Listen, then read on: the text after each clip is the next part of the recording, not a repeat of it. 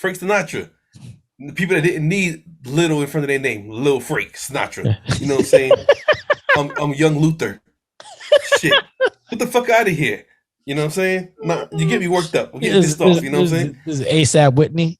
We're just gonna start this shit live. The only time I caught the Holy Ghost was when I was in church drinking. Like, they're two dumb dudes. Welcome to the latest episode of Sarath and Chris's Movie Therapy Podcast.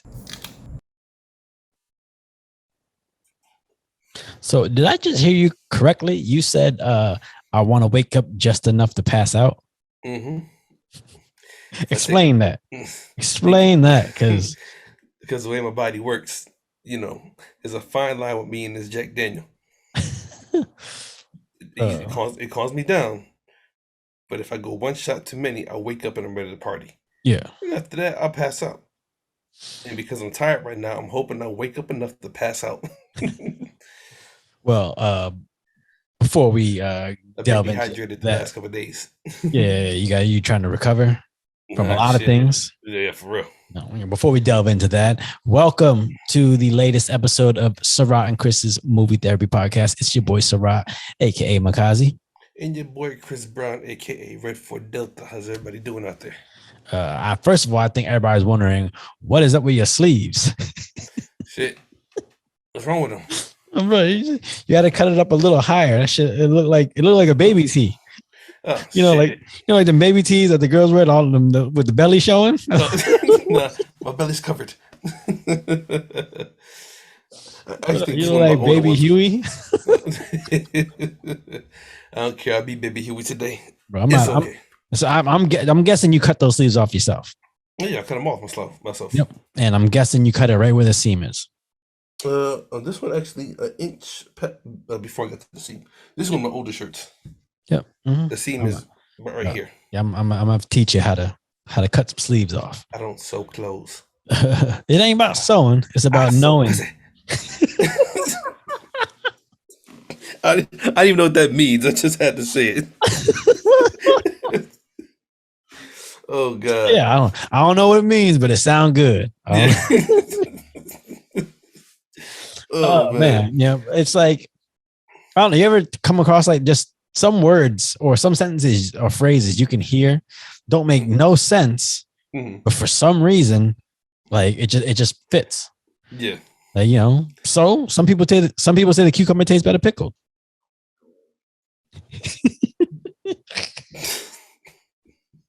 There you go. Okay. Yeah, there you go. That's one.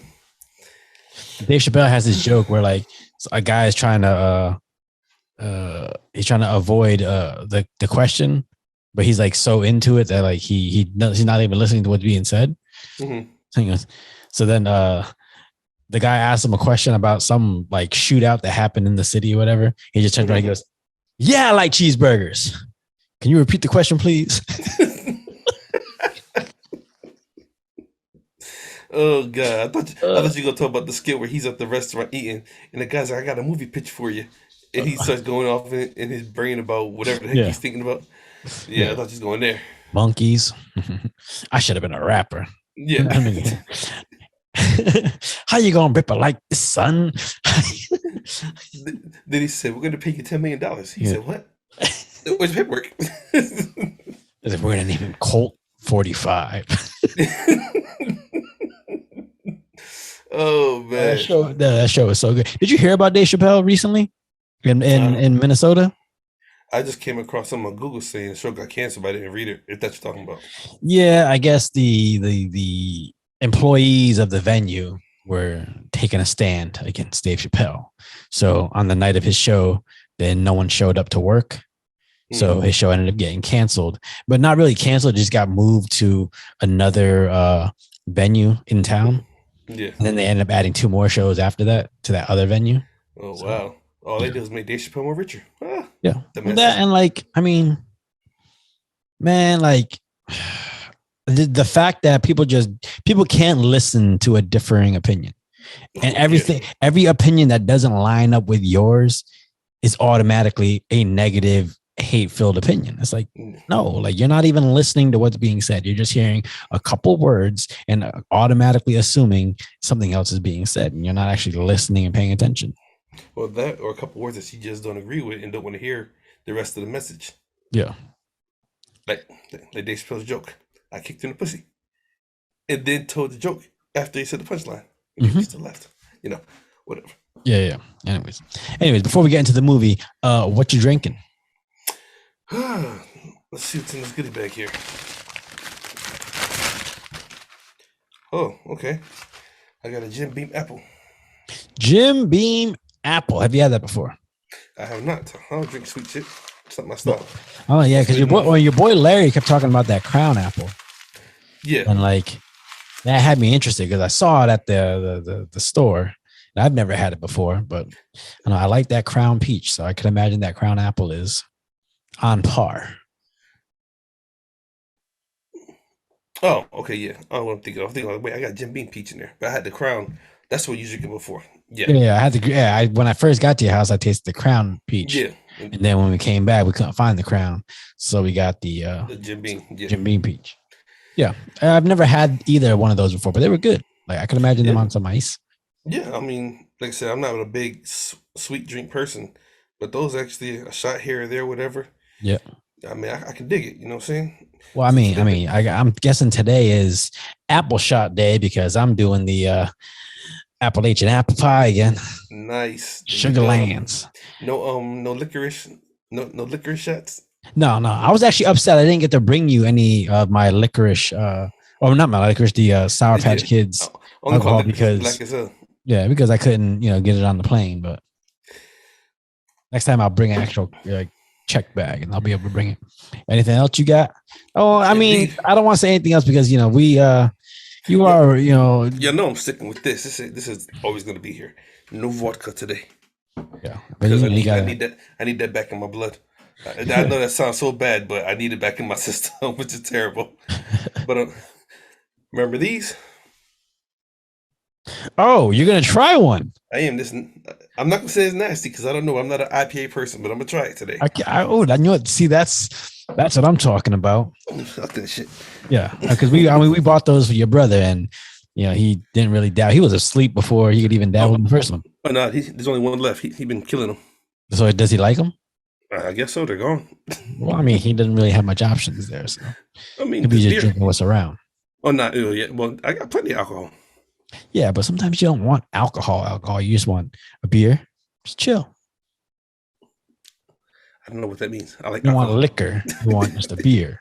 Look, you got to work on your liquor skills when you drink liquor. I'm just saying. No. Well, I got my apple pie shot. Did you miss that punchline? Yeah, I did. What was it? So you got to work on your liquor skills when you drink liquor. God, man. Man, I need, yeah. So usually those kind of punchlines come when we're having specific conversations, usually about specific people. So we don't. Nah, we'll leave that. Yeah, we'll leave that alone. Needless to say, we're just making fun. It ain't anything serious. Yeah, man. So what you got? You got the Appalachian apple pie. What else you got? Now I got this. Peddler's Road Rash strawberry hard cider, handcrafted in Orlando.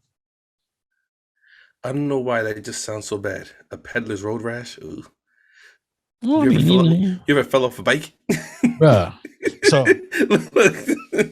I had this one time where I was driving down Page Boulevard. I want to say Page Boulevard, yeah. Driving or riding? Riding my bike. I'm sorry, no, Carew Street. I want to say it was, God damn it. It's the McDonald's that's over in East Springfield by, I want to say it's on Carew Street. Okay. You just keep going. Like, if you're on Page Boulevard, you go up past the light, whatever, and there's a McDonald's on your left. And I remember I left there with a bag full of some quarter pounders.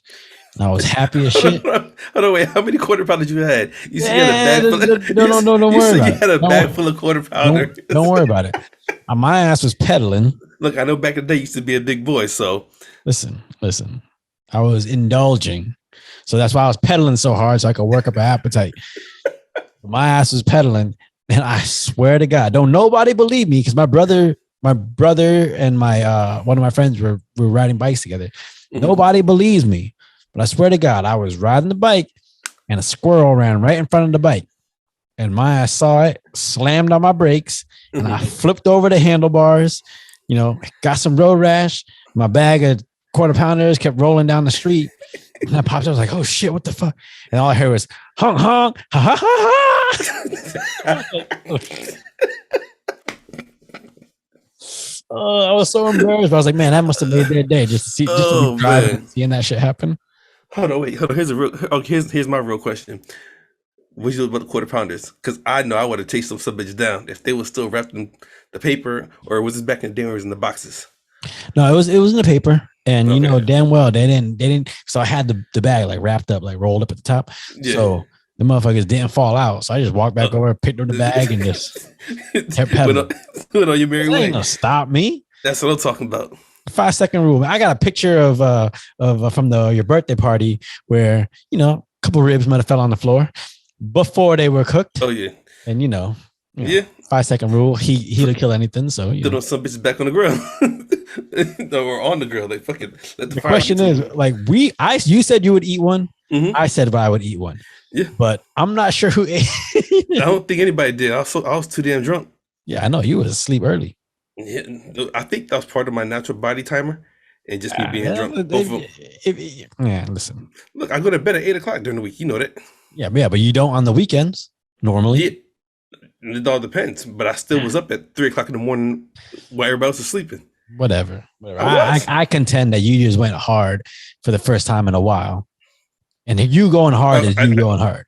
Oh yeah, I definitely did do that. So that's all I'm saying.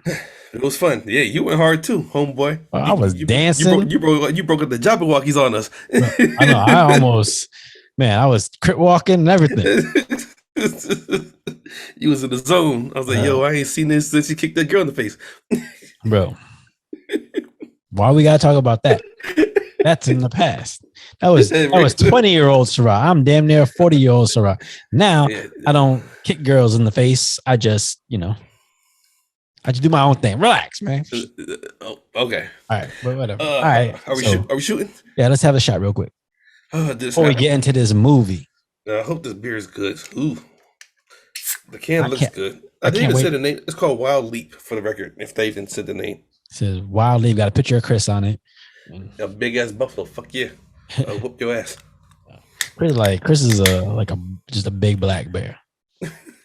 Trust me, if you ever seen this motherfucker in the morning walking around the house, yeah, you'd be like, what's that even mean? The wilderness done came inside. That's what it looked like.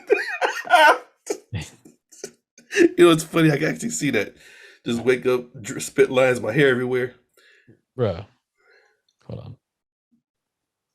Ooh, this shit is thick. It's not thick, but I'm just saying. This shit looks thick, but we'll see what happens. All right. That's the beer. Oh, yeah, give it a shot. I'm doing apple first. And then I can talk to my homeboy over there. Yeah, he's going to go talk to the buffalo, get in touch with nature. But hey, listen, let me talk to you. I'll go outside for that. Or I'll get on nature. What is it? You didn't spill on your shirt and everything. Look at you. Looking real, like, especially with the hat on, you looking super like truck driver right now. I don't shit. You know how fucking tired I am. I know you are. For many reasons, which we probably shouldn't get into. No, we ain't gonna get into that. But just know that Chris is in recuperating mode. Yeah. All right, brother. Jim Beam apple and apple H and apple pie. Cheers. Cheers.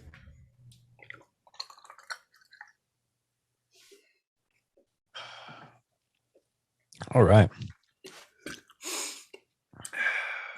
How's it? Okay.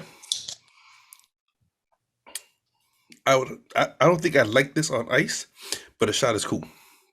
Why wouldn't you like it on ice? Would the sweetness take over? Because I think this is sweet enough. Like god dang. Look at that. Yeah. Look at that. You happy, ain't you? Yeah. Look at it. Nah, because you know how some sweet drinks are too sweet. Like I'm not a Jack Daniel's honey fan, Crown Apple, whatever. This one actually tastes like it has a decent amount of apple in it as a shot. Bro, hold on. You ain't drinking up with suds right now. That foam head, I swear to God, tastes just like apple. What is it? Applesauce. What the hell? Seriously? Yeah. All right. I'm telling you, I get weird like flavors when I taste beer and stuff like that. Like, I don't know. I can delve into that palate and just start pulling, these old memories out of my head. Well, so you should teach your brother to actually enjoy the beer and just not try to get drunk off of it. See, he says he enjoys the beer. That's why he goes to all the different craft beers. But the thing with them, hold on. Oh, okay. For Good? IPA, this ain't half bad. It don't taste as earthy as other IPAs I've tasted. Yeah. Okay. The thing with my brothers is they go based off of what everyone else rates a beer. They'll look at the list. Oh, this one's rated this, and that's how they'll taste it. I'm not like that. I just okay. I haven't tasted that before. Let's go. I might not like it, but I can get through it. Obviously, so this one's dark, bro. Man, hold on. It's good. And that's the road rash. Yeah. There's not really much apple flavor to it, like in a good way. How's it taste with the Appalachian shot? Because you took it right after the other, right? Not bad. But this one is actually, it tastes more like, it tastes like a juice that's not an apple juice.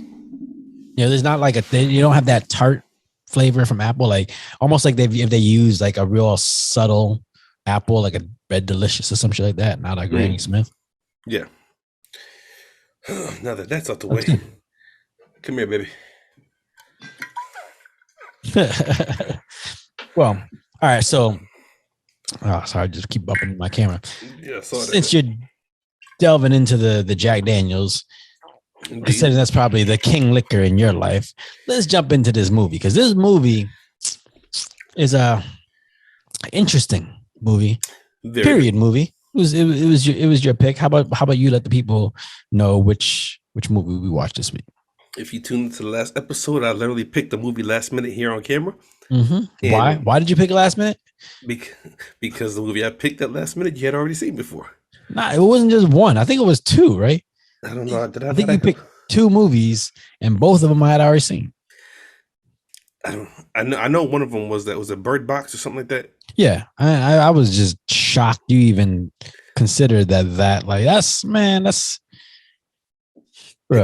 pick a movie and go. Which I actually like the fact that picking the movie on camera worked the way it did. Yeah, because I think we would go straight to like Netflix movies, and the first thing that came up was The King.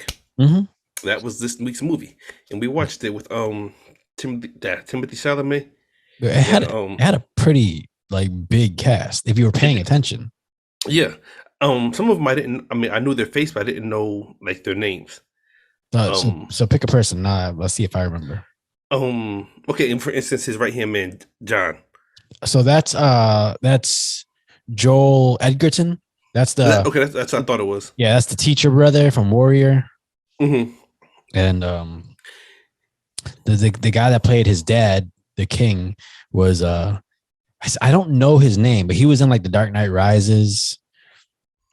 That's who? Because I know I've seen him before, and I couldn't figure out. At first, I thought he was the king in Lord of the Rings. So I was like, no, that was like a long time ago. Now, in The Dark Knight Rises, he's the guy who's trying to take over Wayne Industries.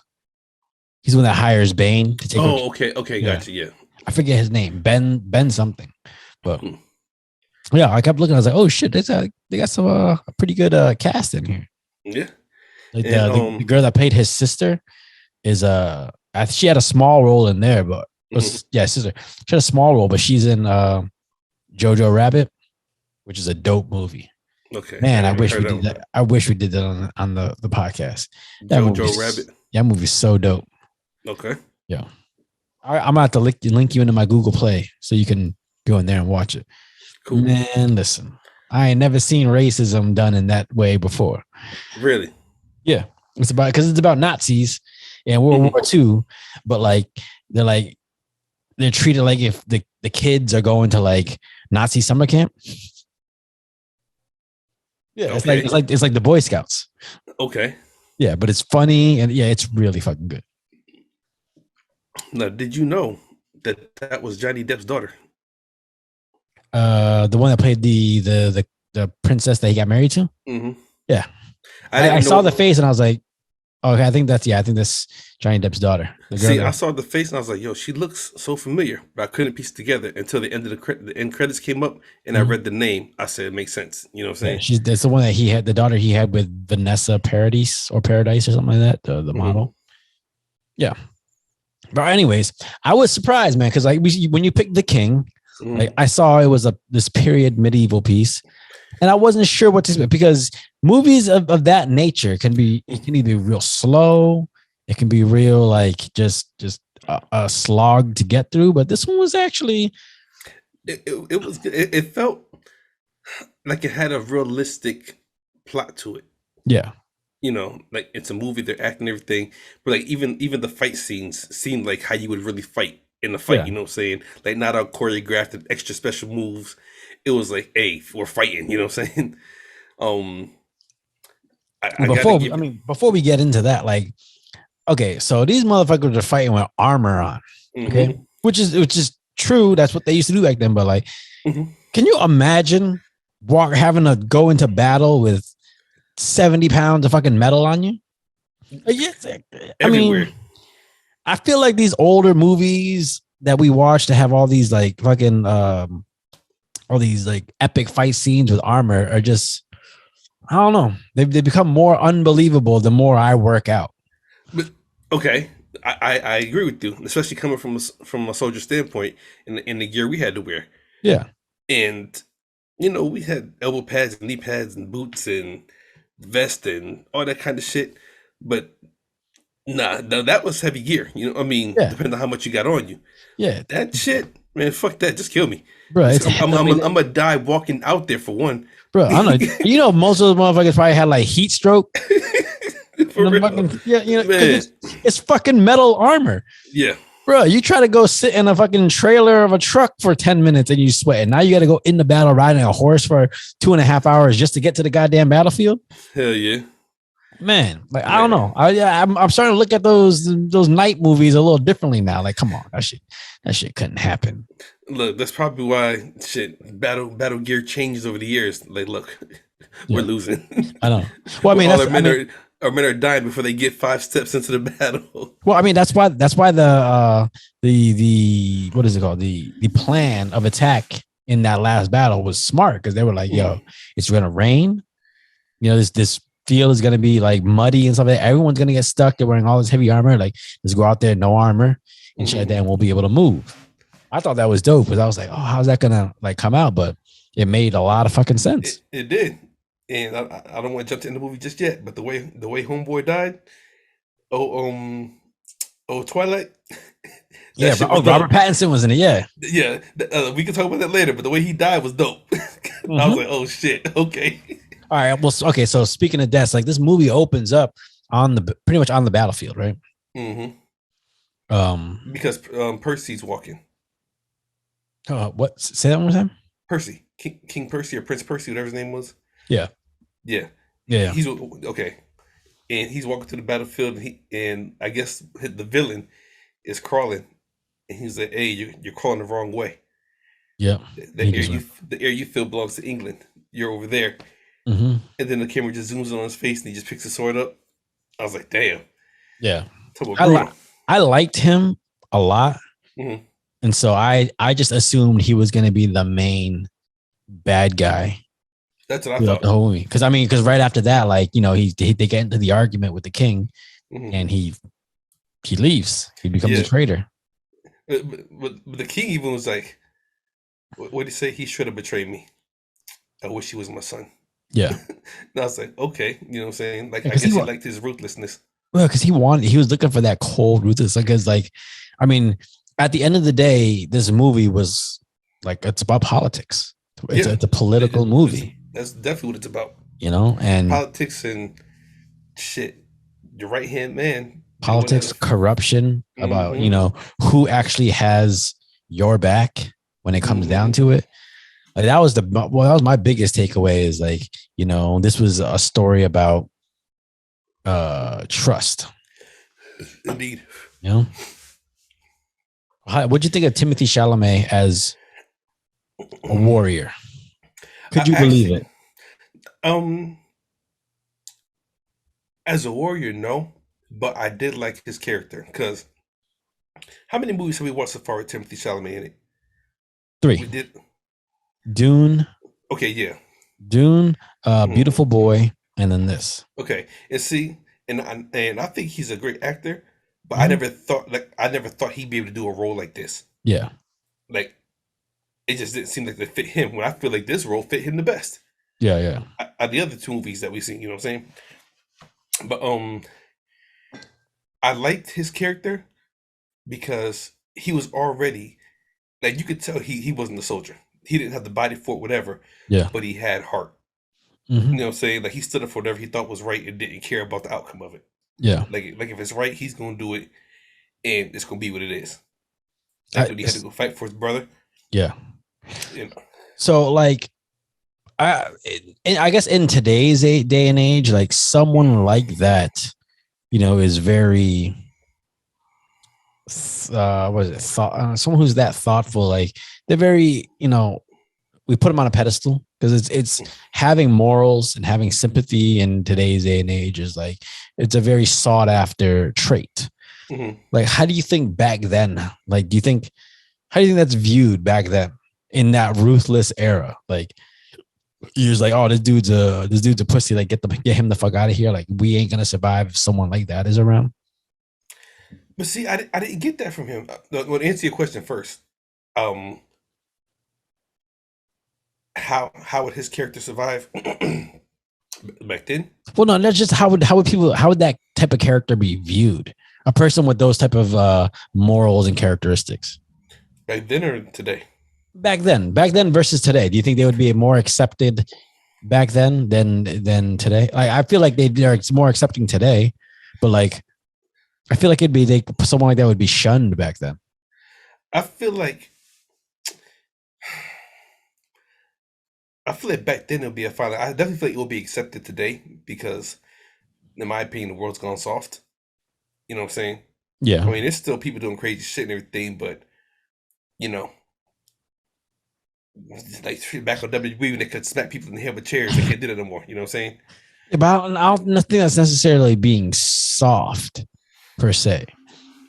I feel like, and this is probably because it has a lot to do with that John character. It's like, when you're somebody who's grown up around war and around that kind of stuff, even if that's not you, but you've grown up around that time and you've seen what it does, like, there's that shift in mentality. Like, hey, we can't keep doing this shit. Oh yeah, but of course you have to live through it to understand it. You know what I'm Yeah. saying? And that's why nobody understood. Okay, why'd you go get John to be your right hand man for battle? Yeah. Well, because he's been on the front line of battle, and No. even though he had to come back and like be a warrior again, his mentality was still, I can be a warrior, but I'm smarter.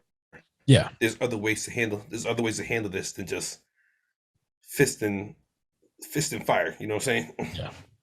So, but yeah, I think that it definitely would be shunned back then. But at the same time, the way his character was, because one thing that got me is when the guy in the street came to see him, and he said, "What did he say? Your father calls," and he was like, "Well, let him know I'm ignoring it." He said, and he calls urgently. He said, "Let him know I'm urgently ignoring it." You know what Yeah. I'm Yeah. saying? Yeah. I was like, "Damn, he just don't give a shit." You know what I'm saying? Well, and that's the thing. Like, so it never really established why he walked away from all. Like, I guess after watching the movie, you kind of get a sense of where his mental state was, as far Mhm. as his views on war and all that shit. So, but like, I don't think it ever really clearly defined, like, hey, this is why he's living in the town with the civilians versus in the Mhm. castle with the rest of the family.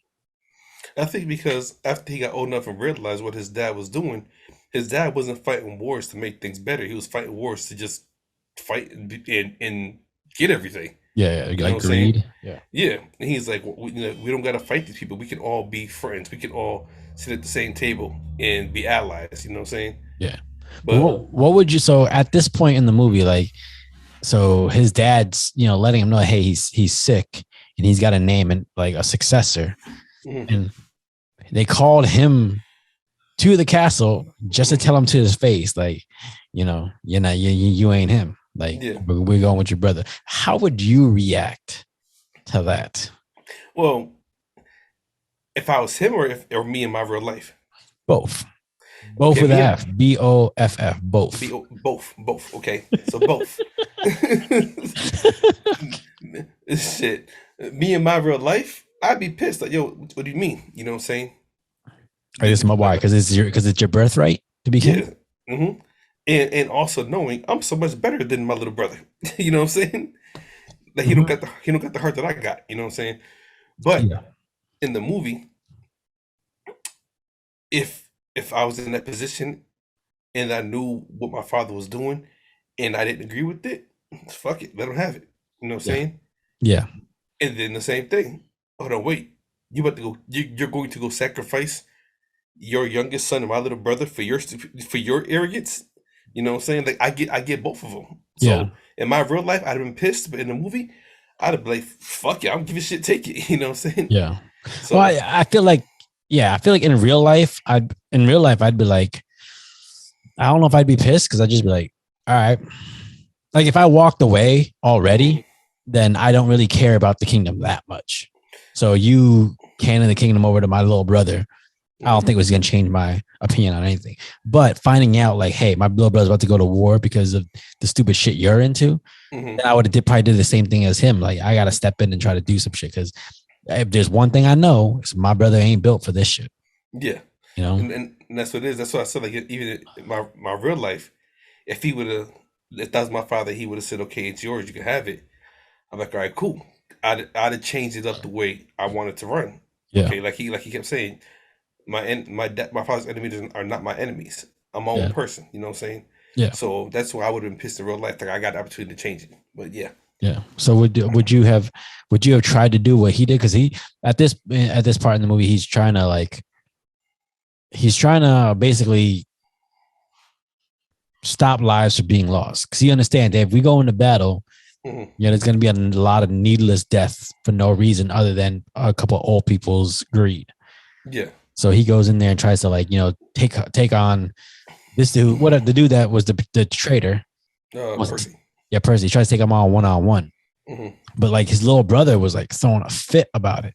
hmm Like, I don't know. I don't know how to feel about that because at one point, like I understand, like if you're that son who just trying to prove himself to your parents, hmm and all of a sudden your older brother comes in and just, no, if you win, if whatever, that's all they're gonna fucking remember. They're not gonna remember me. They're not gonna. This is supposed to be my time, and you're coming in and taking the shine. Yeah, Like, I get that, you know. but as an older brother, you got to realize too. mm Older brothers carry this thing of whooping their younger brother's ass. Now, I'm not gonna say it always lasts because everybody grows up. You know what I'm saying? Yep. But I think in the Oh, back trust of me, I know all about that. yeah, you know what I'm saying. I But know I about think becoming the big little brother. well, see, you do, but see, I'm still the big older brother. Just Oh it yeah, is what it is. you No, like the no, big but older no, brother, the no, big uncle, the big you just big. That's all you yeah, is. yeah, for real. But no, I'm not stupid to the fact of I could probably lose. One day if it ever came down to it. I think it's just an unwritten rule of respect that the older sibling is like gonna win. You know what I'm saying? Yeah, Even if you can beat him, it's like he's gonna win regardless. Like you're not gonna try to hurt him like you would somebody else. yeah, Even if you know you can beat him. yeah. You might lock him up, put him in the chokehold, but you might give him a little room to get out. You know what I'm Oh, saying? all right, so are you saying if you were the younger brother and you could beat up the older brother, hmm you wouldn't go 100% just to help your older brother save face? Is that what you're saying? That's what it sounds Yeah, like you're saying. yeah, I would. If I was the younger brother Yep, and I was an older brother, I would definitely take it to him because it's a challenge for me. yep. But if I get to that point where I know I'm about to win, Mhm. I'd lose. Yeah, yeah, you just let Just it go. Like I don't need that. I don't need that win. yeah, you know what I'm saying. Yeah, It's like an unwritten law. Like he would know, okay, you got me that time, but at the same time, you didn't get me. You know what I'm yeah, saying? It's almost like you see Speed Racer, how he yeah. could beat his brother's record, but Hmm. always chose to get like right there and not do it. Yeah. It's like an unwritten law of respect. You know what I'm saying? That's a goddamn good movie. Speed It Racer, is. It is. I didn't like it at first, but it's one of my favorites. bro. I've watched the first time I saw it, I liked it, and every time I watched it since, I'm like, all I can say is, why did this movie not like? Why do Because people not like it? I think the same reason why I didn't like it, because at first I expected to see real race cars racing and all kinds of shit going on, Yeah, not all this CGI computerized. What the hell is this? But then once I watched the movie again and saw the message and saw the aspect and just let it be a movie, yeah, that's one of my tops. You know what I'm saying? It's a dope ass movie. yeah, yeah. The fact that like when it comes out who Racer X is and Hmm. what he went through, and then they're like, he's like, hey, do you want to tell them your secret? Like you want to let them? He goes, it's not up to me anymore. Like he goes, I made that bed. I Yeah. gotta walk away. Hmm. Crazy. Yeah. All right, so But okay, so this first fight between Percy and whatever fuck, what was his name in the movie? was it Henry? Yeah, Henry. Yeah, it was Henry. That's yeah. Okay. Yeah. So this first fight between them, like that that might be the most realistic looking two motherfuckers in armor fighting that I've ever seen. Yeah, that's why I said I liked the fight because it looked real. It wasn't all extra fight stuff and doing this and that, Yeah, whatever. No, they rolled around, they flipped around, they was punching and kicking, and like it looked like it was a real fight. You know what I'm yeah. saying? I like the fact that like they had the swords, but the swords Mhm. didn't last long in the fight. Yeah, They got hit a couple times and they got knocked out of their hands and they just let's scrap.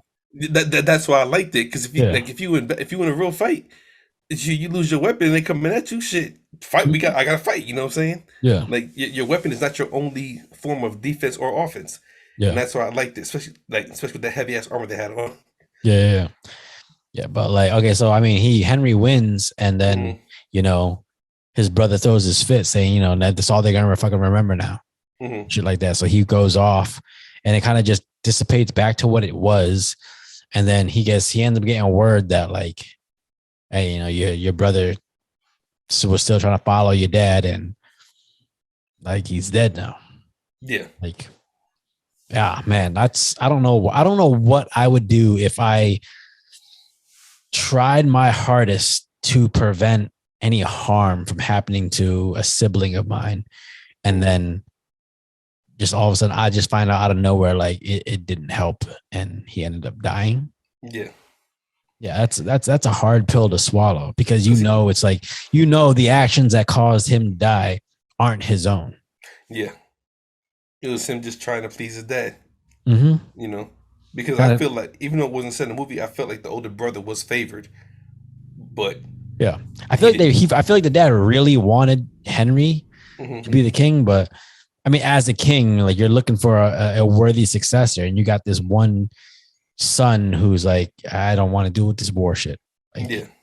I mean, you understand because you want to give the people a strong king to get behind. Yeah.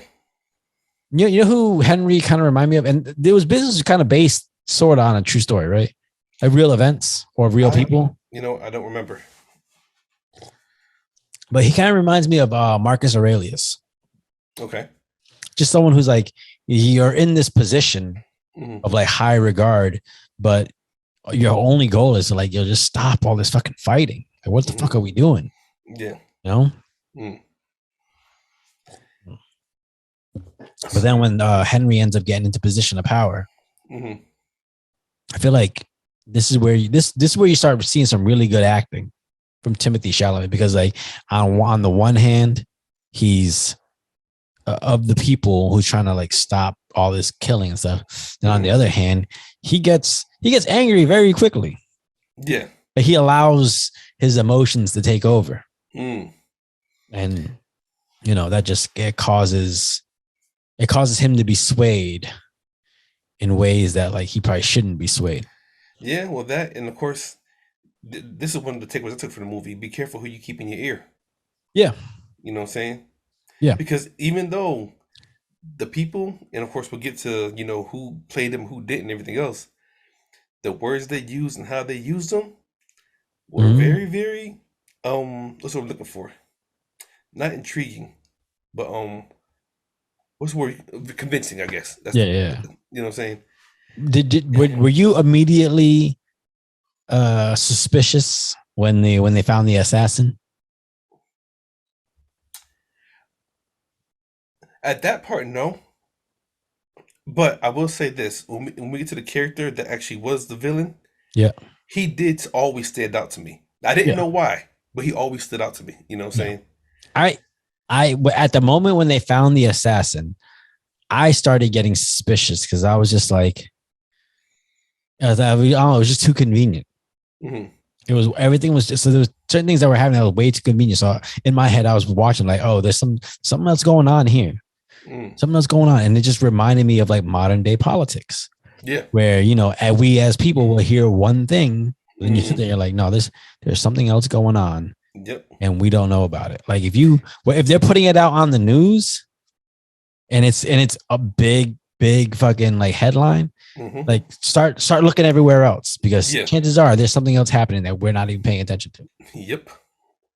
Like for instance, the shoe bomber. I got my own conspiracies on the shoe bomber, but I don't even know about the shoe bomber. So the shoe bomber is after 9/11, there was a couple people who tried to like blow up planes and stuff like that. And the shoe bomber, I think, was in a plane that was landing in Detroit. It was in Detroit or Boston, one of those two, where like they came across, I think, the Atlantic on a flight, and then they landed at the airport, and then they tried to set off a bomb in their shoe. And someone noticed them trying to set off a bomb in their shoe, and then they got tackled, and then they got taken away. And then 2 weeks later, 2 weeks, we have full body scanners in all the airports.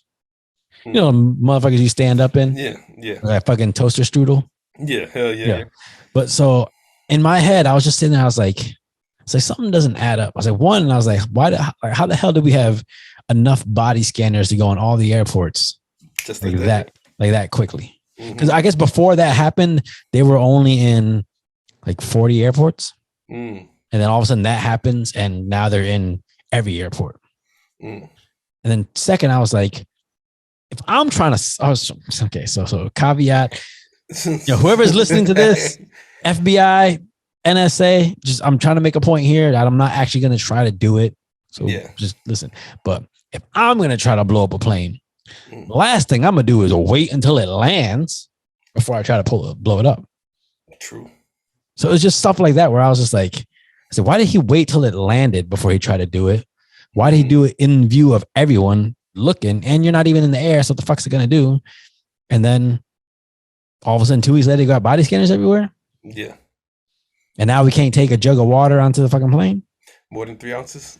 Right, it's crazy. Yeah. I fly twice a week, every week. And let me tell you, like some of that stuff, I'm just like, man, I don't know. Like there's a lot of water being poured down the drain because we can't take a bottle of water onto the plane. Yeah. But yeah, so, long story short, whenever oh, God damn it, what's my knee doing? Whenever the obvious thing comes about, like in the headlines, I tend to always start looking around everywhere else just to see if there's something else going on that I'm missing. And I hate sounding like a conspiracy theorist. It's just one of those things where like, I don't know. I've been trained to be like, don't take everything at face value, because if they're willingly telling you it, there must be something else going on. That's why I worry about these UFO shit. Oh yeah, definitely. If they're finally telling us, hey, there are UFOs and all this other shit, I gotta look around. But all right, what the fuck else is going on? Yeah, there's got to be something else like really top secret that they're trying to figure out. Look, I remember when Ebola came out. That shit lasted like 3 fucking days. And everybody's going their frenzy for 3 fucking days, and then it disappeared. Yeah. And it's just like, so nobody thinks that there was something else going on that we should have been paying attention to? Yeah. You know what I'm saying? Yeah. All of a sudden, like Ebola been in Africa for like 10, 15 years. Then all of a sudden, somebody in Dallas gets it, and a week later, no one's thinking about it. Yep. So what happened in that week? Yeah. Man. God damn. That's politics for you. Yeah. So did you think this was going to turn into like a political movie? Honestly, I didn't think it would be a good movie. I really didn't. No, look, I'm so serious. All right, so tell me your inclination of why you didn't think it was going to be. Well, for one, I couldn't see Timothy Chalamet playing a soldier like that, you know what I'm saying? Which he said he didn't play a soldier, but he had to be one at some point, and Yeah. it was good. Yeah. And I thought it was gonna be like a typical like story of, you know, a young kid has to become a king because his father Yep. dies or something, and Yeah. he's gonna rise to be great when everybody doubted him, which it was along those lines, but the story was totally different. You know what I'm saying? Yeah. Like I just thought it was gonna be like another medieval movie, like a decent watch, Netflix original, whatever. But nah, it had me. It was good. Did you have any parts in the movie that made you go, "Oh shit"? Oh yeah, shit. Like I told you, how when what's his name? I keep calling him Twilight. Robert Um, Pattinson. when he stepped in the fight, and then when the villain of the movie dies, Hmm. I ain't see that coming. So before that, Hmm. so there's a scene where they're trying to tell Henry that like we got to go, to France and we gotta invade. That's what we have to do because they sent an assassin for you, and if you don't sit back, they're gonna think we're weak and all this different shit. So he was just like, and I think in his head he knew like something's fucking going on. I Yeah, don't know about.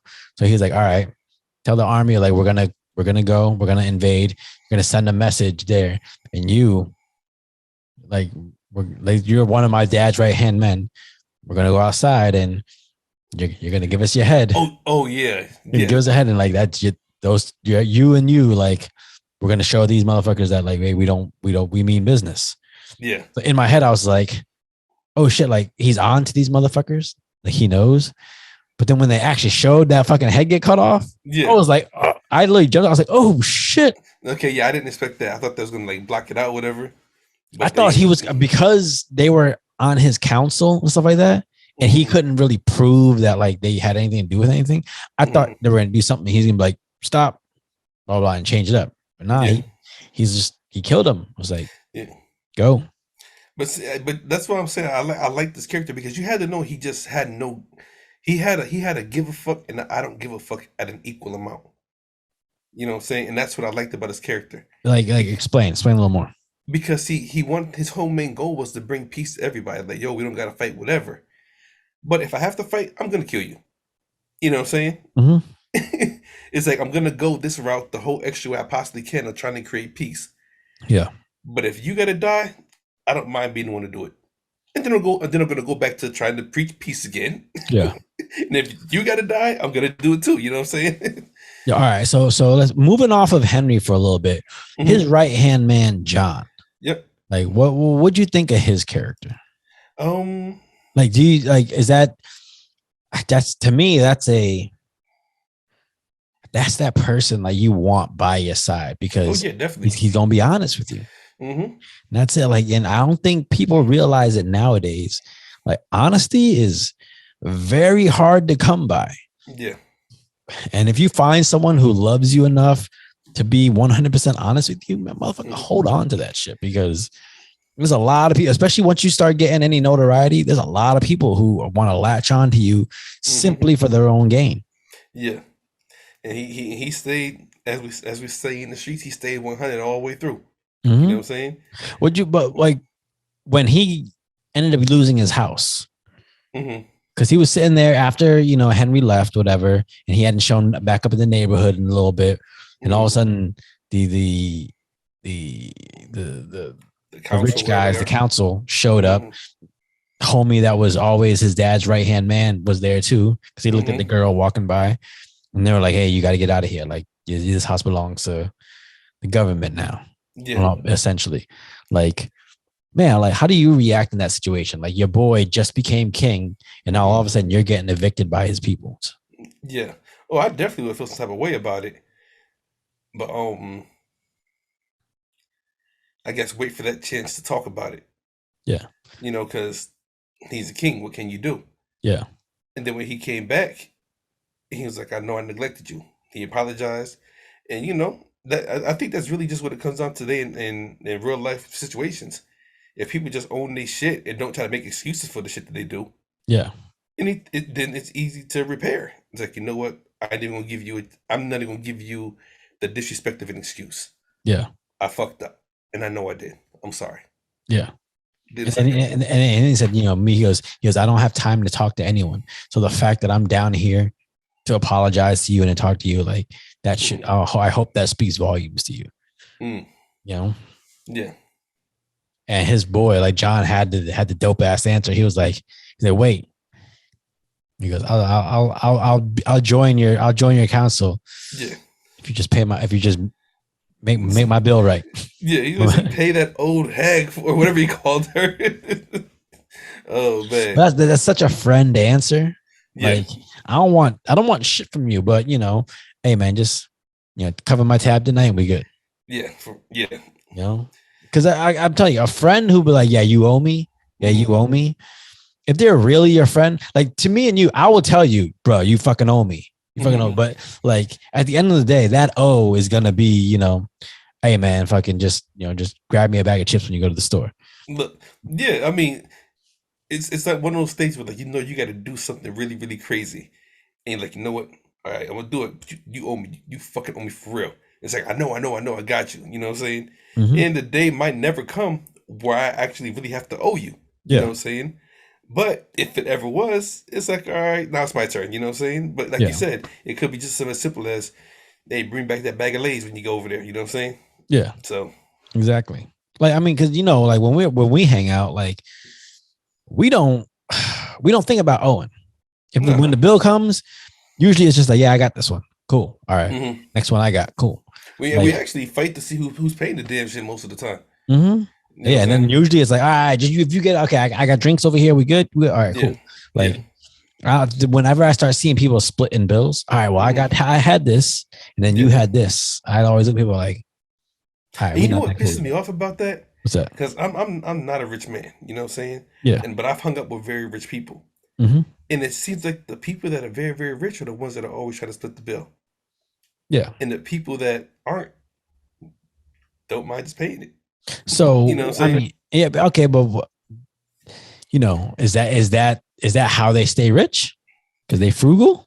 I mean, maybe it is at the same time. If you're at a dinner and all you're talking about is business deals and the money you're making, why do you care about the bill? Yeah. You know what I'm saying? And you're amongst friends. It's not like you're at a business thing. Yeah. But I mean, but even then, if I'm at a business thing, I'll probably just take the bill and be like, all right, I got this. Like, don't worry. Because I just want you to understand that, like, it's not the money. The reason why we in business, it's not always going to be at the money. It's going to be because whatever you're doing, I like what you're doing and I want to be a part of it. Not necessarily because of how much money you're making. Yeah, for real. You know what I'm saying? Or just as simple as support. Like, all right, cool, so we doing? All right, cool, I got you. No big deal. You know what I'm saying? Yeah.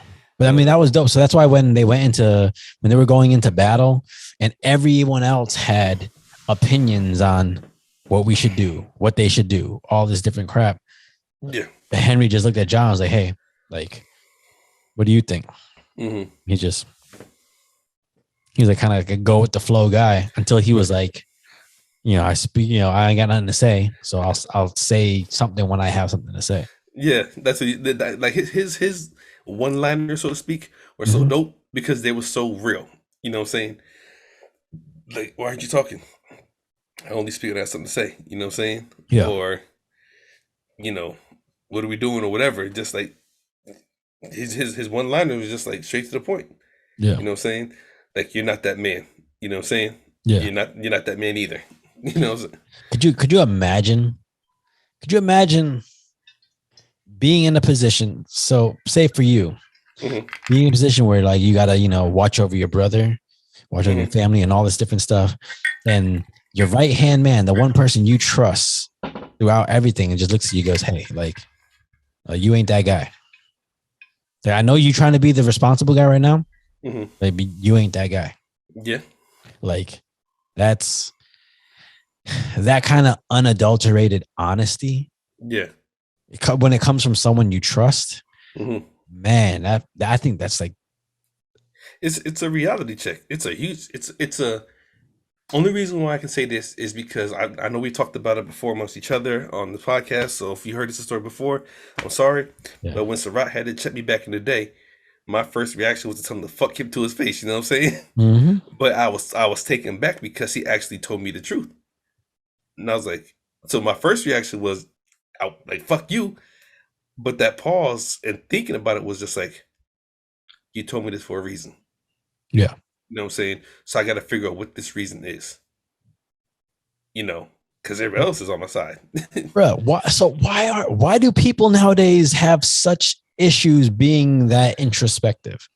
Why do people have such a hard time analyzing their own shit? Because I think people just get. I think we live in a society where people have gotten so. I don't want to say comfortable with being nothing because that's not where I'm trying to go with this. But I think they got so comfortable with not trying to grow anymore. Like, well, I guess once they reach a certain point or a certain part, it's like, okay, cool, I'm cool right here. You know what I'm saying?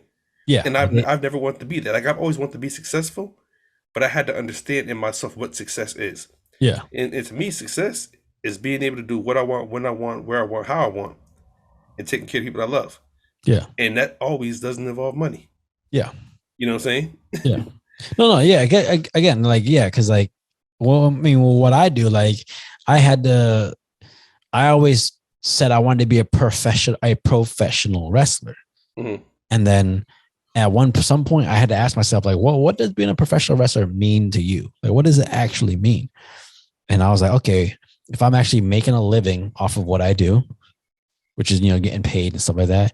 And then 2, if I am at a point where I have people asking me for honestly asking me for my opinion on, their endeavors within the same trade. Mm-hmm. Because that means I guess that told me that I was at a point where my opinion mattered. Mm-hmm. I said, okay, when it gets to that point, then I would call myself a professional. And then, after that, anything after that was a bonus. So like, and that just, I guess that allowed me to, follow through on my dreams without much.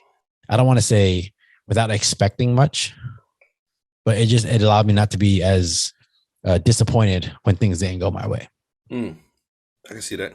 Yeah, but at the same time, I think also it caused me to not push as hard as I probably could have pushed.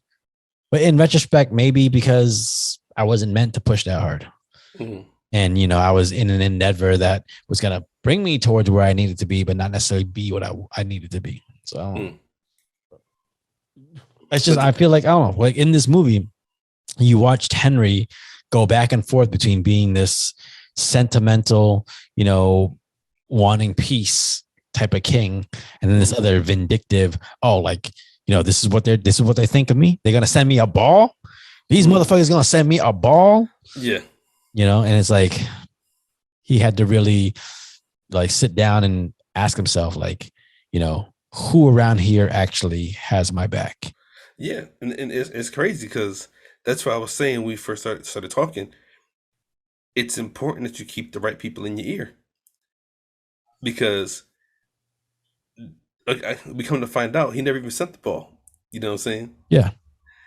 But he got a ball, and you got that one person, like, they're testing your age. Mm-hmm.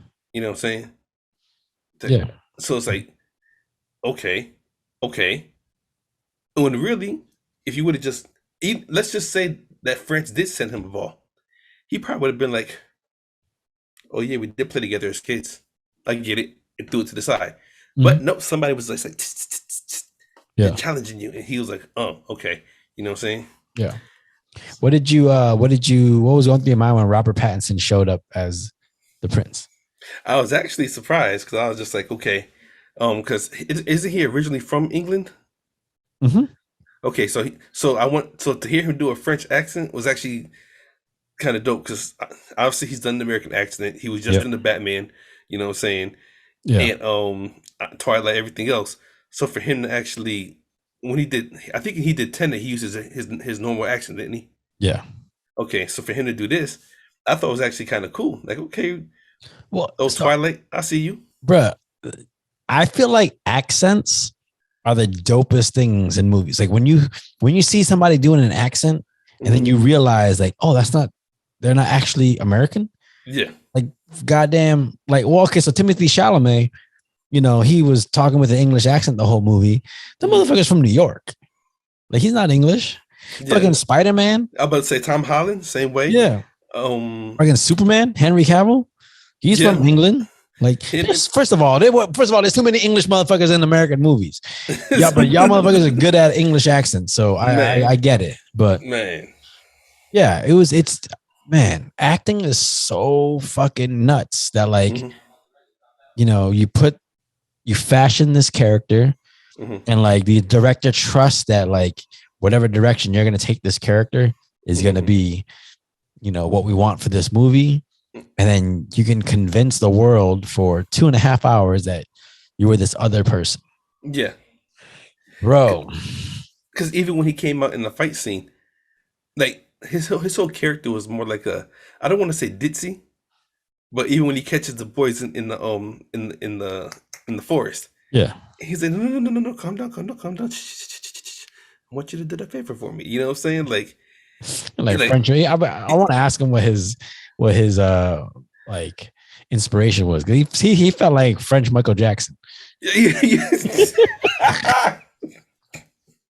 But look, when he was about to fight, he grabbed that sword and did like his move to get situated.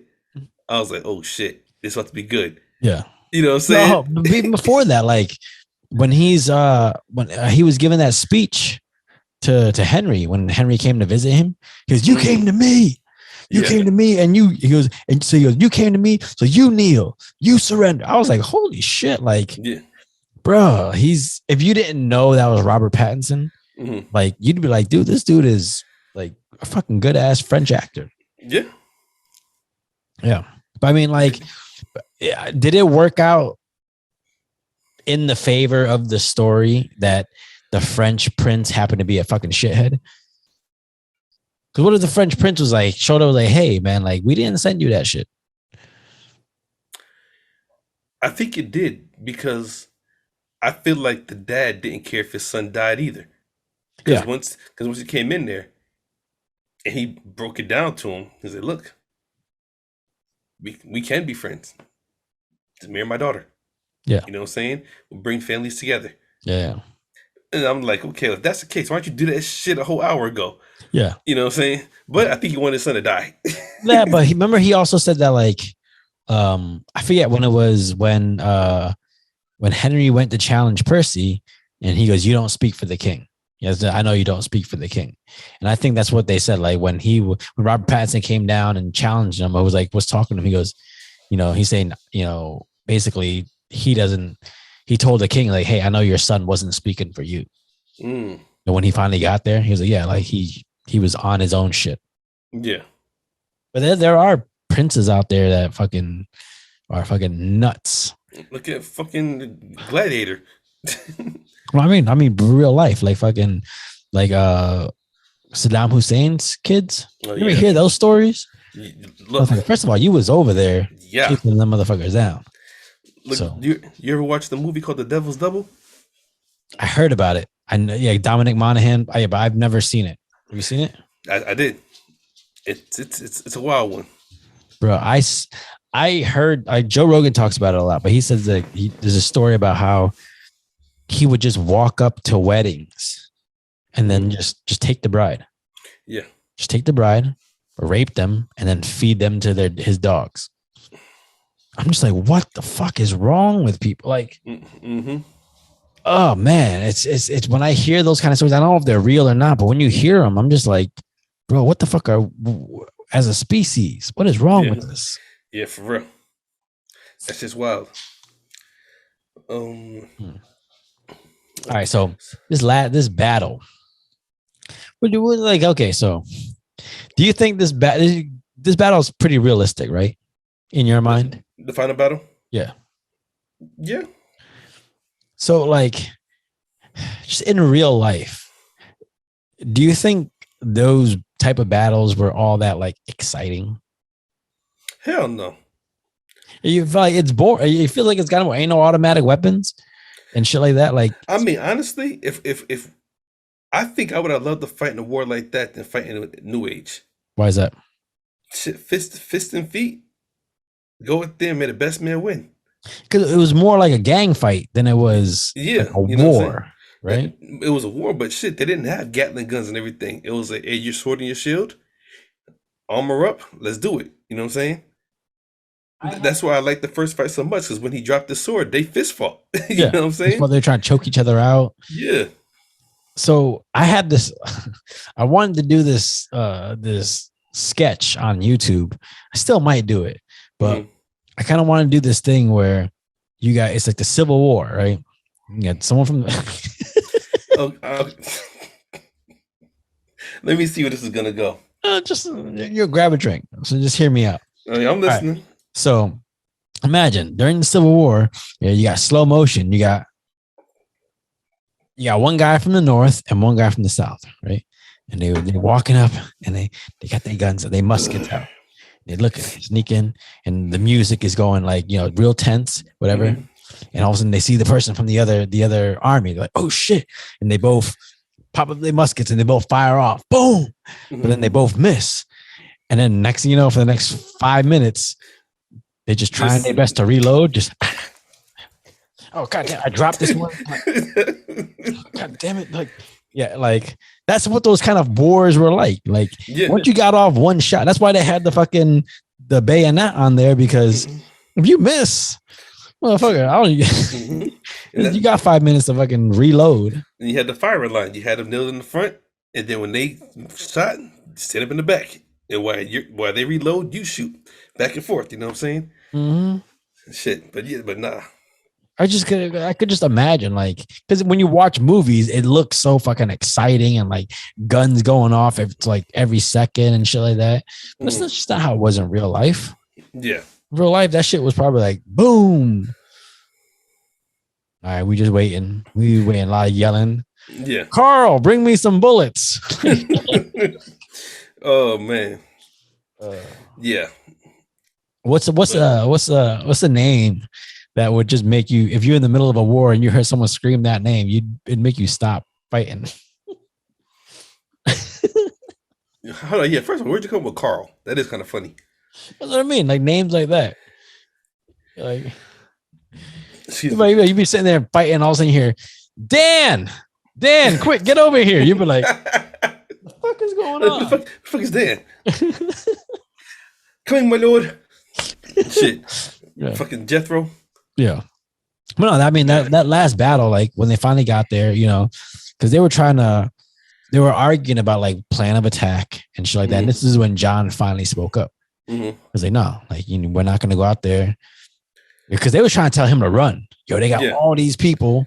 We're going to have to run. And if I was Henry, I'd be like, you motherfuckers are the one that made me come way over here. Yeah. Like, yeah, for real. When he said what to do, the only thing that caught me about the movie is because their game plan was dope. It was plain and simple. Our front's gonna come up to their front. We're gonna match up armor for armor and everything. That way, it looks legit. Y'all go flank them from the right. It's gonna be good. My question is, why didn't the French think to flank him either? Well, because I felt like he said that because of the way the prince was, he was gonna try to come like angry. He was trying to show off. So they said, like, no matter how many people we send, they're gonna come at us with their full force, because they're gonna try to punk us down. So we don't have to send everybody in this front.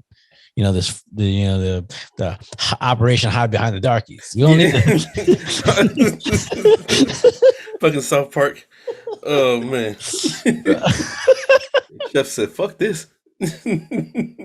But oh man. Yeah, so they knew, like, hey, they're gonna try to come at us with everyone. They're gonna be on horses. It's gonna be all heavy. So our front line's gonna have to go in there with armor, and they're gonna have to take it. Yeah, they have to fight, and then once it all opens up, then the rest of us can come in with no armor and shit like that. We could fuck them all up. Yeah, which was a dope ass plan, especially when you saw it like piece out the way it was. I was like, oh shit, like they actually. Yeah, because it was like one big mosh pit, and that's one thing I hated. Like, I would have hated to wear that helmet, Think about it. Out of all how much you seen, do you think you can seal that motherfucker? Hell no. No. It's because them shits ain't tailored. You got Motherfuckers ain't made for you. You got two little fucking Asian slants going across it. Yeah, First of all, I said it. First of all, it's panoramic vision. The panoramic my ass. Yeah, it's widescreen. It's widescreen, motherfucker. I had to take that shit off. Like, fuck this shit, man. I got to see. I have a like that's like in the hood back in the day. Like, man, I can't be watching this on with the black bars on top and the front. I gotta take this shit off. Oh shit. Or what was that? Fucking Django. Yeah. I can't see fucking shit up this damn thing. But no, I mean, like, man, like even that scenario with the rain, the mud, that you're in chainmail. I've put chainmail on. Backstage, one of the wrestlers wanted to do some stuff with chainmail, so they had ordered some, and we were working with it. And that was just a little piece that covers the front and back. Heavy as a motherfucker. Bro, if you're at home and you try to put up a chain link fence, just imagine walking around with that shit on. Yeah. Motherfucker. And then you got armor on top of that. Oh man, them knights must have done CrossFit or some shit. Shit. Yeah. They had to be in hella shape. Or shit. I don't even know how you would train to fight in that type of stuff. Well, and the thing is, but they don't know, they don't know kinesiology. They don't know shit like that. They just practice swinging your sword. And practice shooting your bow and arrow. That's it. Yeah. They don't know nothing about like, oh, we need to do calisthenics. Oh, and man, before you put that armor on, you might want to stretch a little bit. You know, get that psoas muscle. Hell yeah, shit. Man. That's another sketch you can do on YouTube. Right before the army, right before like King Arthur and the knights go out there, they gotta do yoga. All right, guys, you want to do a couple down dogs? Shit. In this day and age, it might be the bad thing to do. 90% of the folk in the fucking world is gay these days. Yeah, but down dog is that's just yoga. I don't know what you got to do with gay. Look, put your ass in the air. Put your ass in the air. Okay. You have somebody like Kevin Nash and longest short leg. And who's gonna fight Kevin Nash? Shit. Yeah. I mean that's super shredder, you know. So. Yeah, goddamn. Super shredder. You know, you seen Teenage Mutant Ninja I know, right? but go with that scenario. He's shredding Nash cheeks, super shredder. The motherfucker coming out like, oh, where are you gonna use those spikes? Bro. Oh man. Like fucking a cactus. Oh shit. No, but I mean, no, like it was. Yeah, the movie was very realistic. I liked the way John went out. Oh, definitely. Because he just kind of like got engulfed by everything that was going on. Like he was a simple man who had his back, and his death came, you know, in a very unspectacular way. It's just a body out during war. Yeah, and he did it on the strength of not the king, on the strength of his friend. Yeah, and he was like, "No, stand beside me." He said, "No." He said, "It was my idea. I got to go out there and sell it too." Yeah, I can't. I can't send these people out. I can't send these people out there to execute my harebrained scheme unless I'm out there with them. Yeah, that's leadership. 100. That's leadership. Yeah, exactly. Don't. I will never ask you to do anything I would not do myself. That's like Vince McMahon jumping off the platform. You ever seen that video? I did. Him and Gronkowski. Yeah, Gronk was all scared. We was all watching. We was like, oh, he gonna do it. And then like, yo, Vince jumped off the fucking platform. That shit was like 15 feet in the air. Yeah, he's like, what, 80 years old or some shit? Bro, he's up there. That motherfucker bionic. Look, man. It's just crazy. But yeah, so like, okay, so now let's get to the death. Let's get to Robert Pattinson's.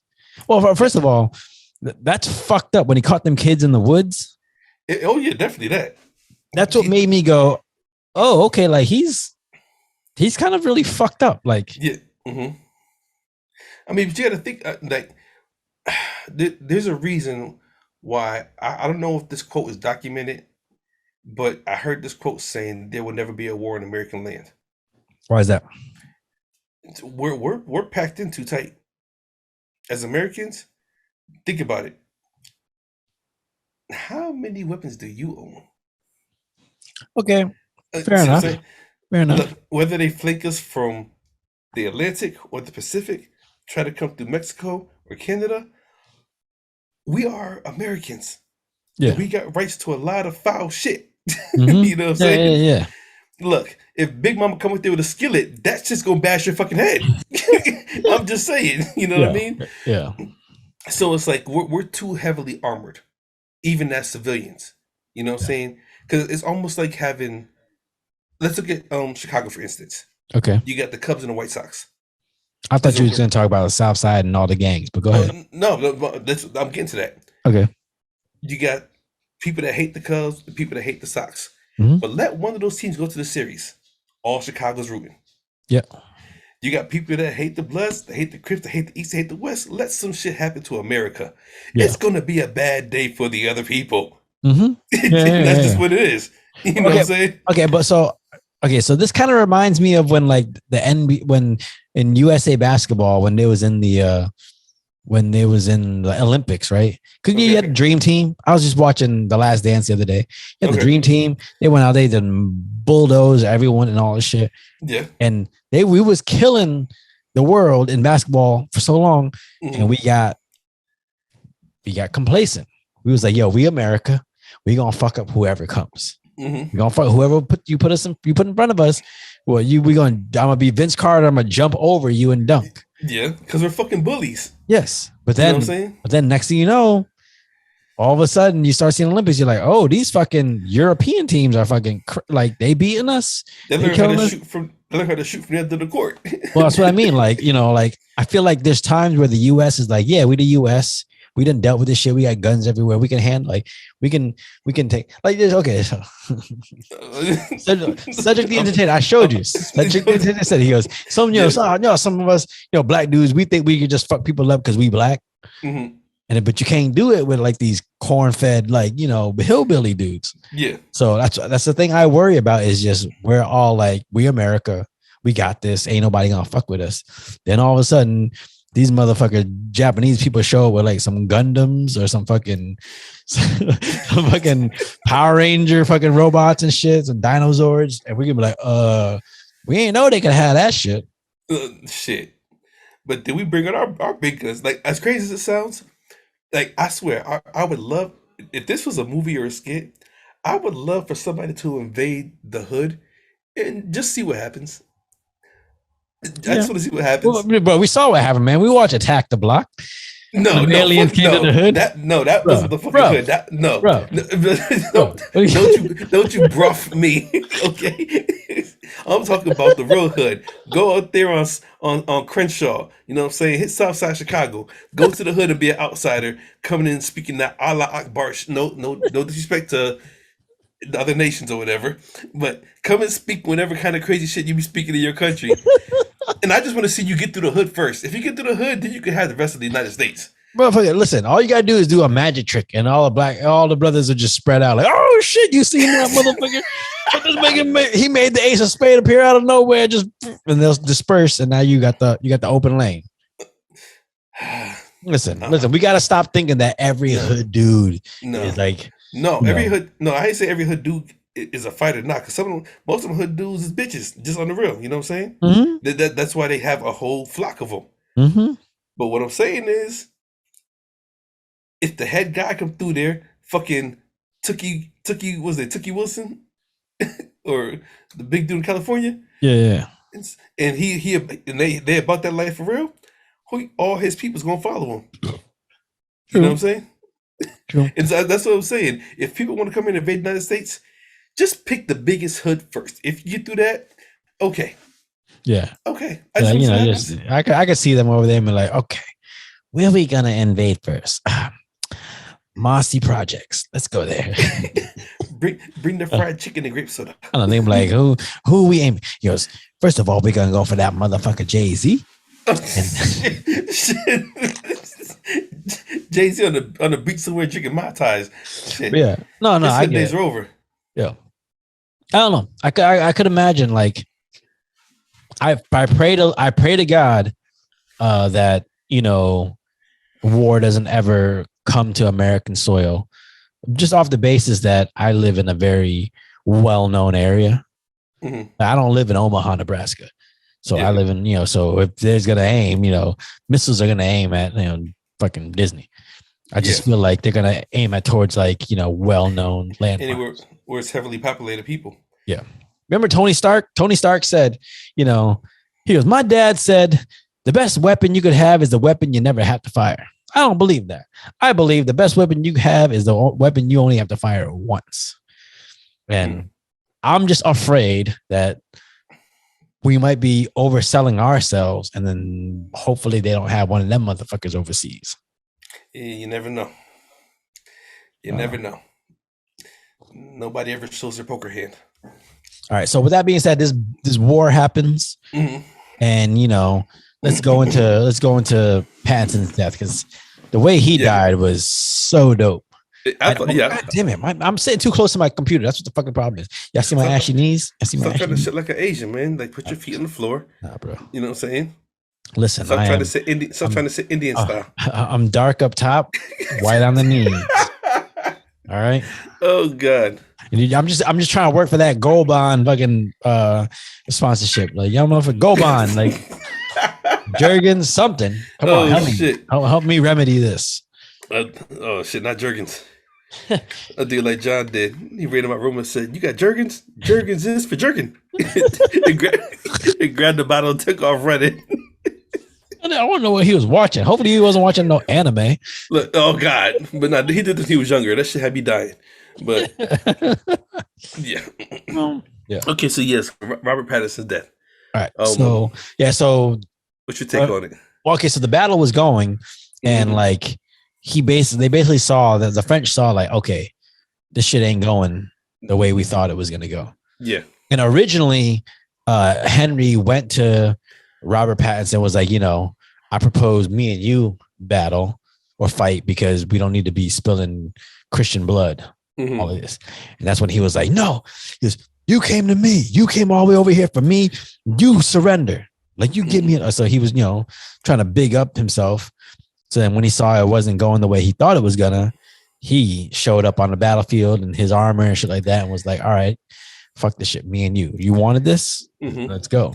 But that was a piece of shit move. After all his men are damn near dead, he's like, okay, let me try to fix this real quick. Well, I don't know if it is a piece of shit move, but I also feel like it's a saving face. Like, you done sent your whole army out there talking all this shit, and then they all losing. They're getting mollywopped.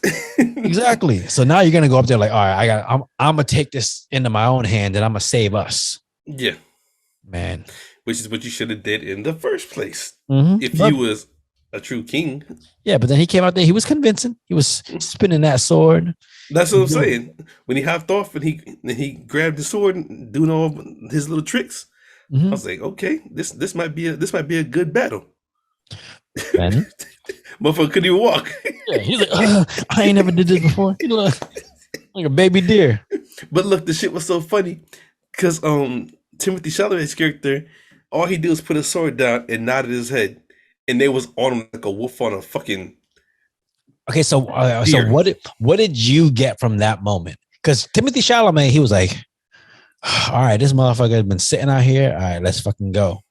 Yeah. He grabbed his sword. He was like, and then when he saw that he couldn't even walk in the mud, he was just like, put this shit down. I was like, get him. Hit him on light work. Yeah, well, exactly. What did you take from that moment? I thought that was dope. Like, shit, he at that moment, whether you believed he was king or had the right to be or not to be, he's out there fighting with you, and he's still the king. Yeah. And if he's ready to square up with somebody, as they say, square up, you know what I'm saying? Yeah. And the other dude is like, do whatever. I'm not about to fight you, man. It's not a fair fight. I'm about to whoop your ass. Yeah. Hey, man, just shoot that motherfucker, man. That's exactly what I got. I was just like, he literally was in that moment. He was like, I'm the king, and this dude is not fucking worth my time. Yeah. And then everyone else saw it too. He was just like, go. He's not even worth our time. Just take it. That was my favorite part of the movie. Yeah. He just said, because he was ready. As soon as he looked up, reached down in the mud, grabbed a muddy ass sword. You know it's got to be hard to grip. Let's do this. And then he see what was coming. Like, y'all kill this dude, man. Man, He did like Scarface in Manolo. Shoot that motherfucker, man. all right, so this is going to be a little more in depth, like theory.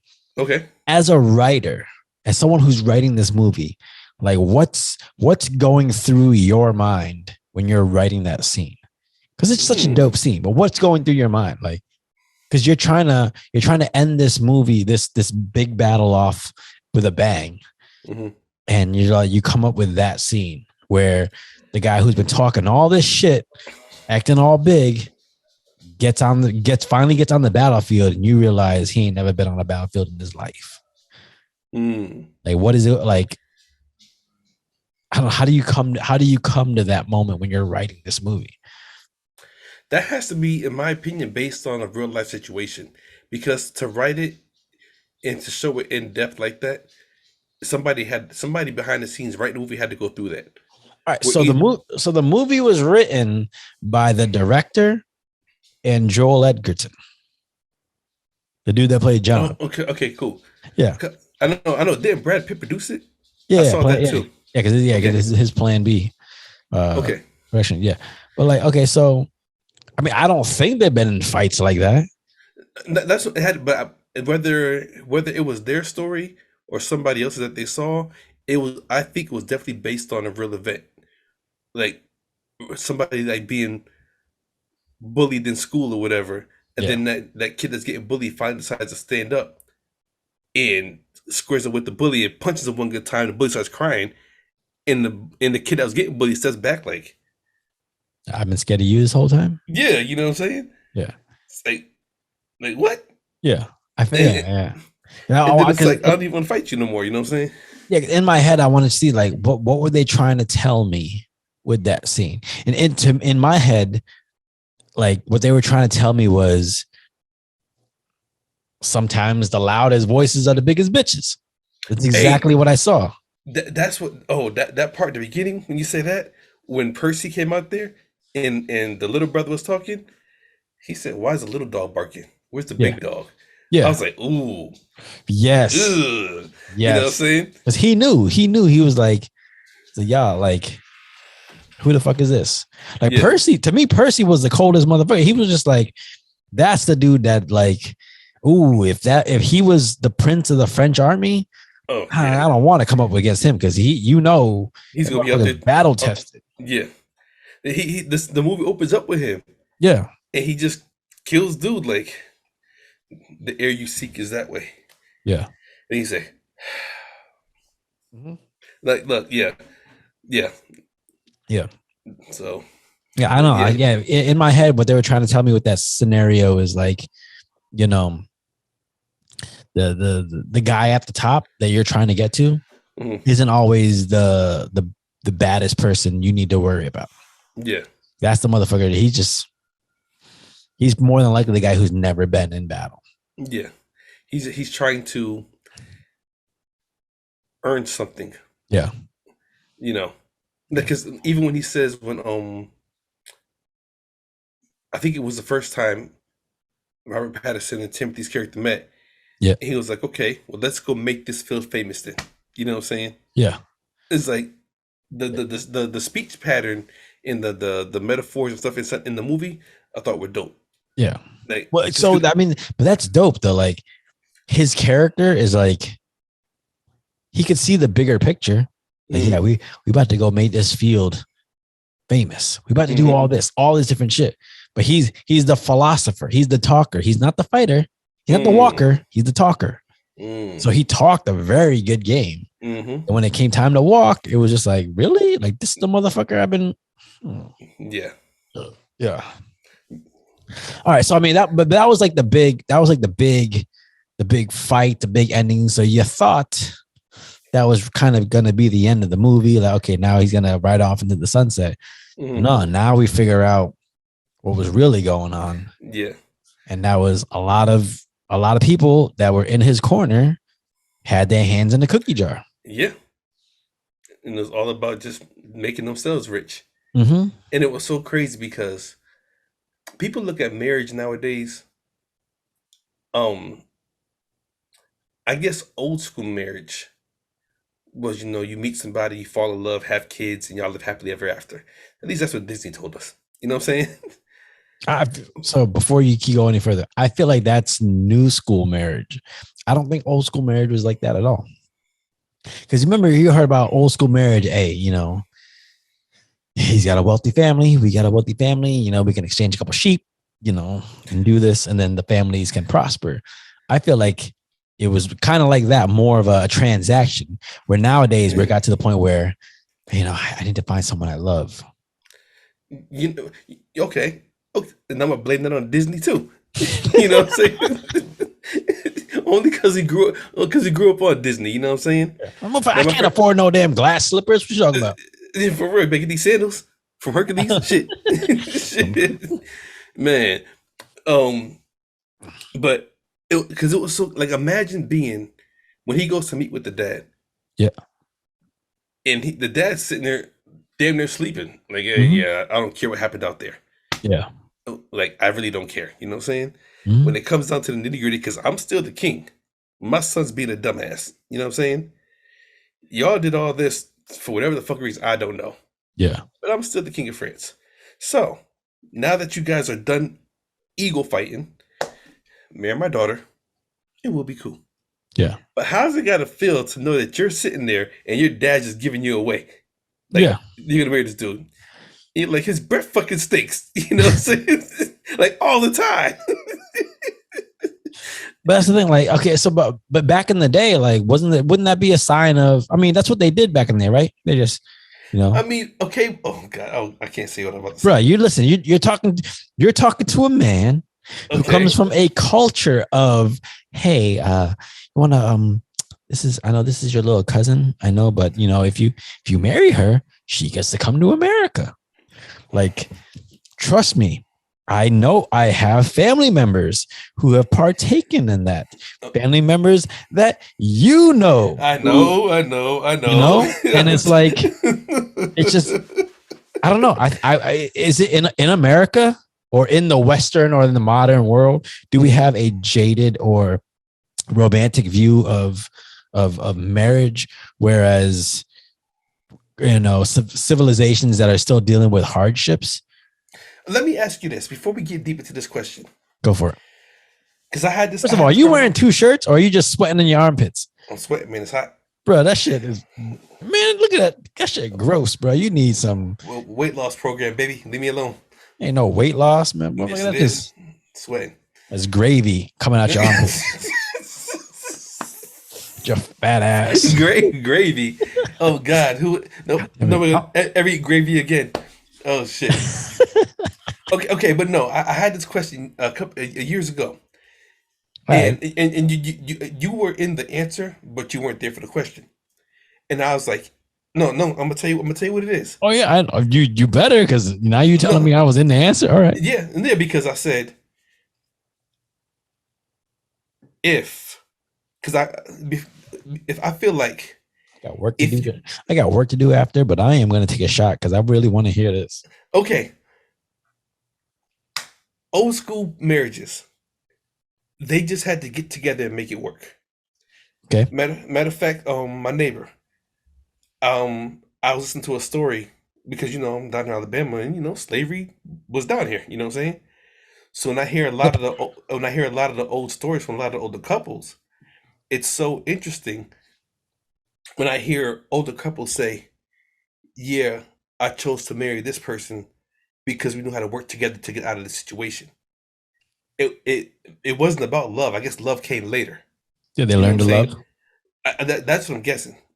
But it was about, I need you and you need me so we can survive. You know what I'm saying? So, with that being said, I said if I could only choose 4 people to pick my mate, I chose you. I chose my cousin from California. I chose my homeboy E because he's crazy as fuck. You know what I'm saying? Okay. And it was a toss up between Will and Josh, but I chose people that I knew me the best. Like if y'all, and it was one of those things where if y'all all got together and found me an ideal mate, because y'all Yeah. know me, y'all know my crazy, my intellect, my stupid ass, my extra Mhm. smart, everybody knows a certain side of me. Yeah. So if y'all present with a female and say, Chris, this is who you're supposed to be with, okay, I'm gonna go with it, and I have to make it work. You know what I'm saying? And I feel like that's the way they did it back in the day. This person's good for you. Whether you love her, you like her, whatever, it don't fucking matter. You're gonna be successful with this person. How would you feel about that now? Like, would you want somebody? I wouldn't be against it. Okay. I wouldn't be against it. I wouldn't be against it on the basis of the idea of learning to love someone. Mm-hmm. The idea of sometimes you guys don't see eye to eye at first, Mm-hmm. but then it takes time.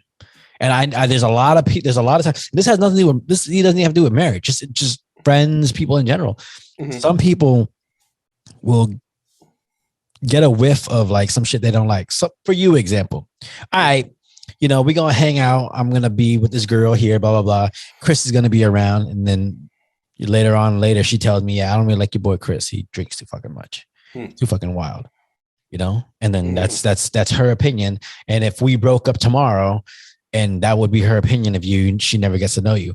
But if she hangs around enough, she'd be like, oh, like this is a fucking loyal ass fucking friend who's there whenever Sarath needs him, always has his back.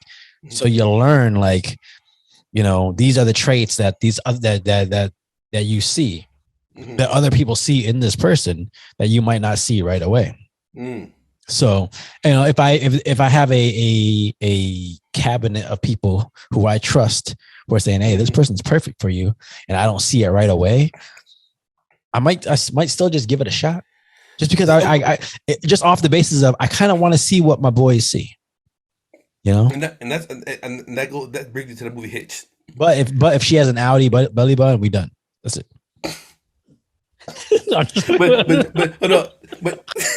but that's what I'm getting at.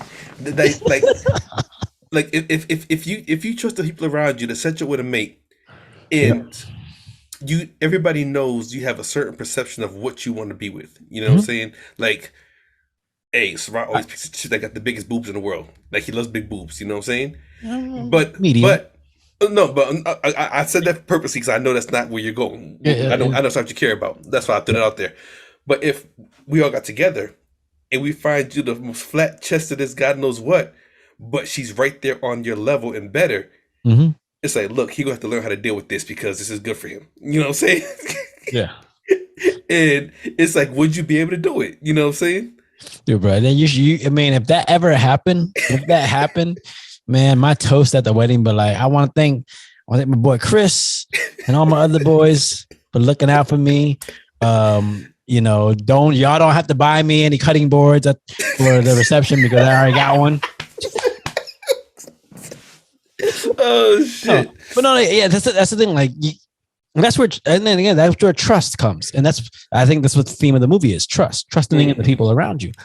You have to trust that the people who have your back, who truly have your back. If they say, "Hey, I think this is good for you," you have to trust in them to be like, "All right, let me give it a valid shot." Because I think some people just get too caught up in the service. They think they know what they want for themselves, which 99.9% of the time, yeah. At the end of the day, you know what you want for yourself. But some people, and this saying is completely true, some people know you better than you know yourself. Yeah. And it just happens. Like, for instance, you, listen. I know you want to say some wild shit. I'm not going to say anything wild. I just think, you need a woman who knows how to keep to a schedule. That's all I'm saying. And by that, I mean someone who knows how to keep to you see him not in my head because I know someone who knows how to keep to a schedule, knows how to stay organized, knows how to stick to the plan. And if you call it audible, it better be a good one. Exactly. Because right now this is fucking up the plan. Yeah. And if the plan is for you to only drink 2 nights a week, Mm-hmm. You better this better be someone's marriage or a funeral. Otherwise, you ain't drinking tonight. Yeah. So I don't know. It's just someone just like, okay, I know how wild Chris is, so we might need someone who can at least keep him, tame. in his own wild bubble. So okay. So with that being said, if there was a celebrity, oh God, okay, who you could set me up with right now, who would it be and why?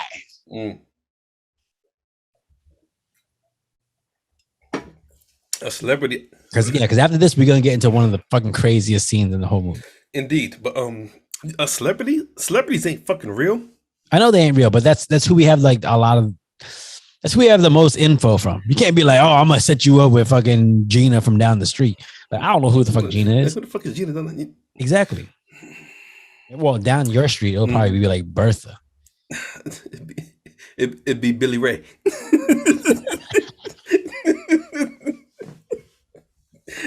Oh God. Okay. Oh, that's I feel like that's a trick question. Yeah, I know, because people who listen to this are gonna judge you based off your.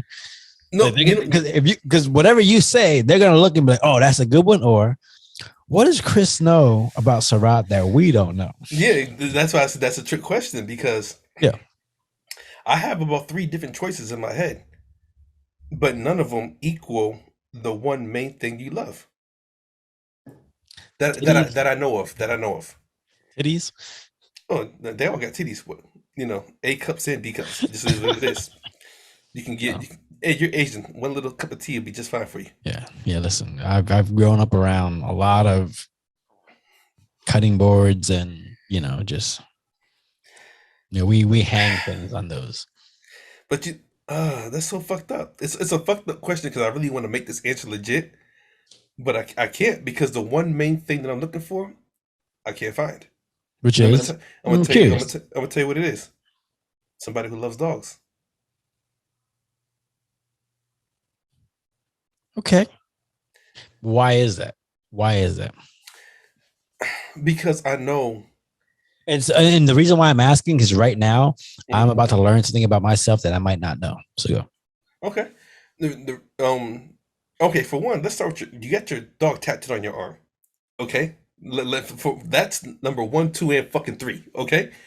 Let's just leave that right there. So it's like me knowing the woman that you're attracted to, but also knowing that you're willing to step out of your attraction for other attractions. I'm not worried about who I would point to you physical wise. I can't say they got to be in the best of shape, but they do gotta like work out. I know, because that's something you love to do. So they do gotta love different foods. That's something I know you love, because you're not stuck on one thing. You better love chicken gizzards. Look, chicken gizzards and fucking, what was that cold ass fucking Korean shit that we had? You know what I'm saying? Yeah, the naengmyeon. Yeah.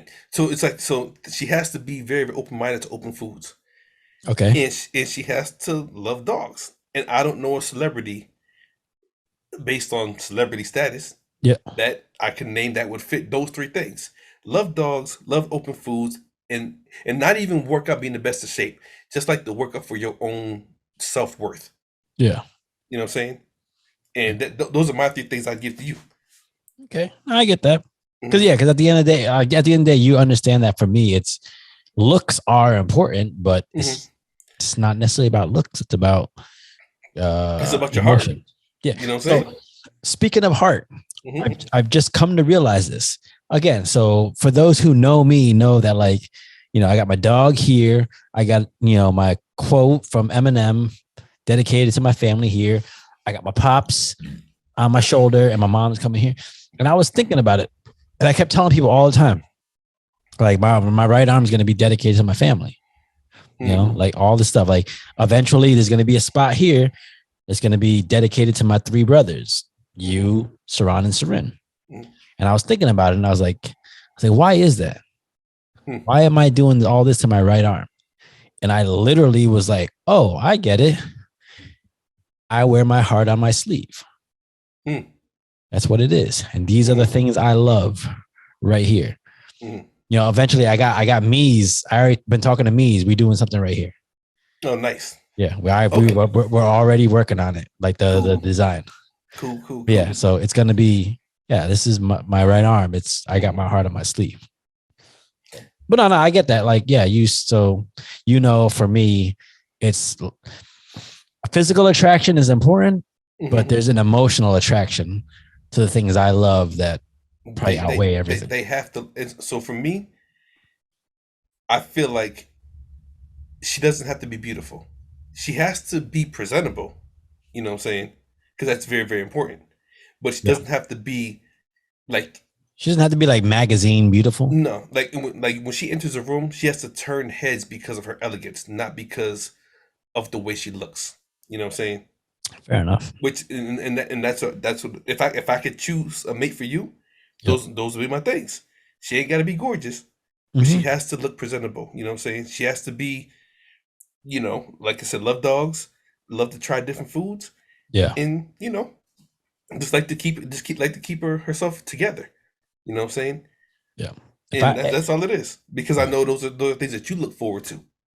You know what I'm saying? Yeah. If I had to pick a celebrity for you, if it's even a celebrity, shit. Yeah, just Star Jones. What the wow. Wow. I was gonna say Tika something for you. Damn, that's fucked up. Listen, what y'all don't know about Chris that I know, he likes them big bitches. Hey. I'm just kidding. Look, you sound like Mark Wahlberg in Pain and Gain. You like those big bitches, don't you? No.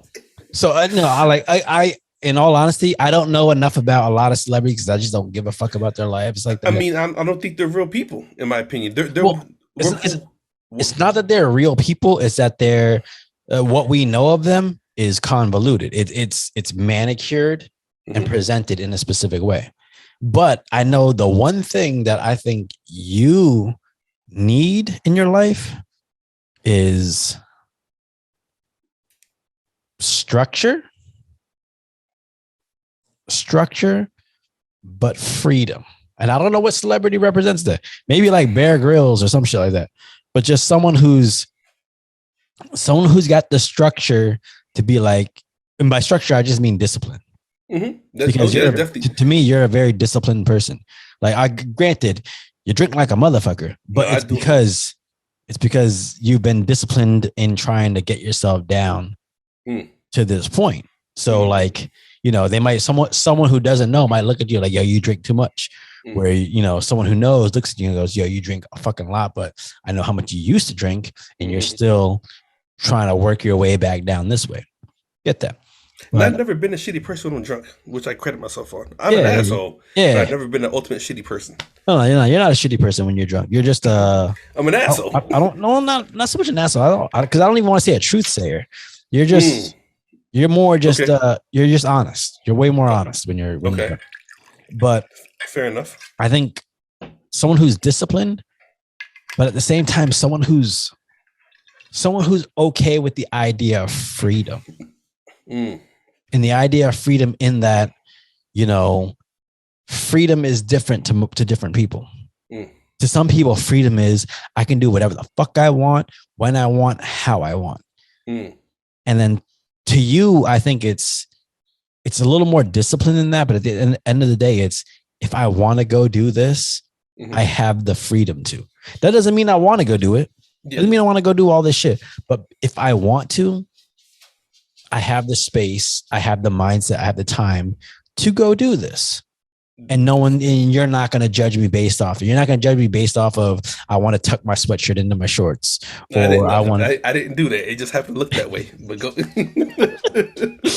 Or if you want to go, hey, today we want to go to a Korean restaurant and just try food. They understand that, like, the freedom to do that. And you don't have to be like, hey, we're kind of high profile. We kind of can't go to those kind of restaurants. How about we go to this nice restaurant over here? Like, no, that's not freedom. Freedom is going to the things you love, and just engaging in the things you love. Yeah. I guess, I don't know. Maybe that's not freedom. Maybe that's it's like a predisposition. If I can convert it to something different, Yep. You ever heard that phrase of being smart is knowing what to say, and being wise is knowing whether to say it or not? Yes. Okay, so I feel like what you're trying to say is I want to be able to have the freedom to do whatever the fuck I want, but having the discipline to know that there's some things I just shouldn't do. Yes. Yeah. And that's Yeah. just what it is. Yeah. And you also need, you also, at the end of the day, you need someone who's going to be 100% honest with you. Definitely. Give it to me raw. ODB, you know what I'm saying? Mm-hmm. Because Chris likes it raw. Meat, and that's it. I'm gonna leave that alone for camera purposes. Y'all like it raw. Ooh, baby, he likes it raw.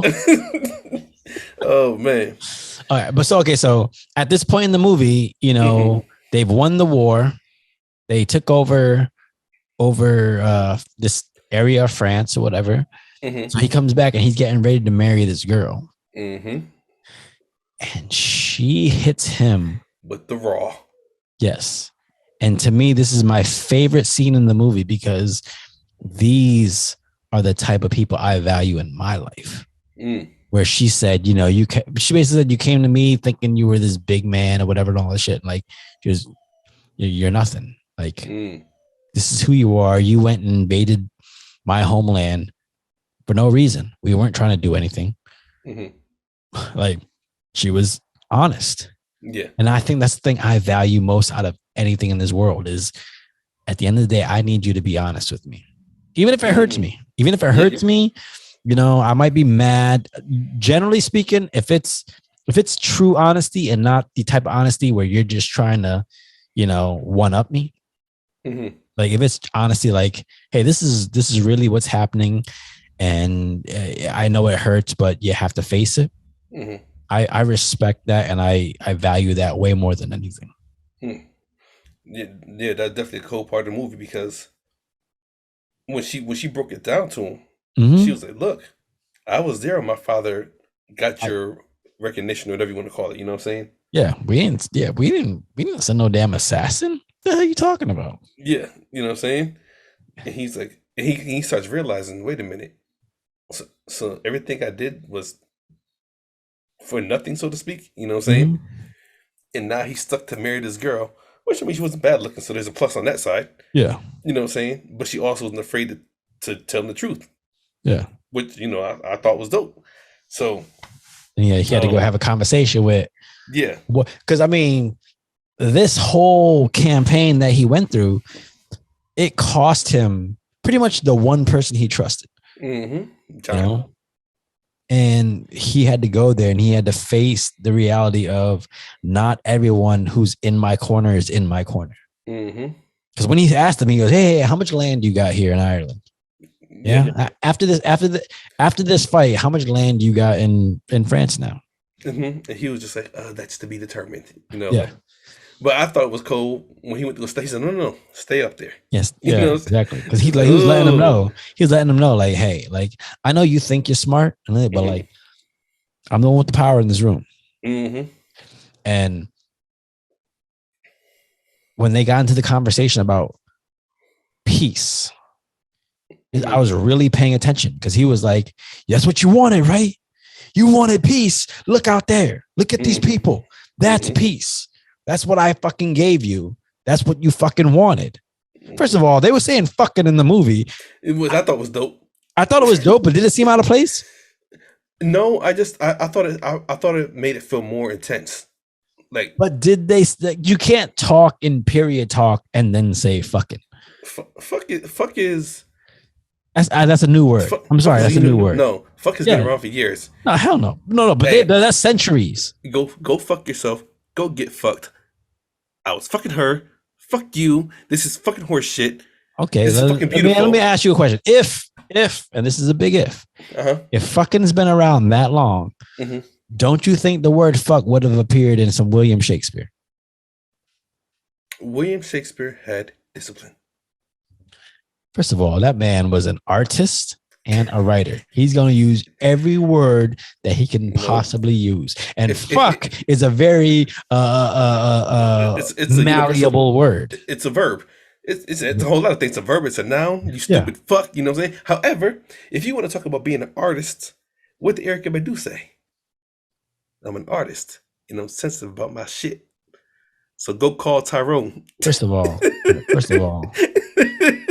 So if Shakespeare was an artist, he knew.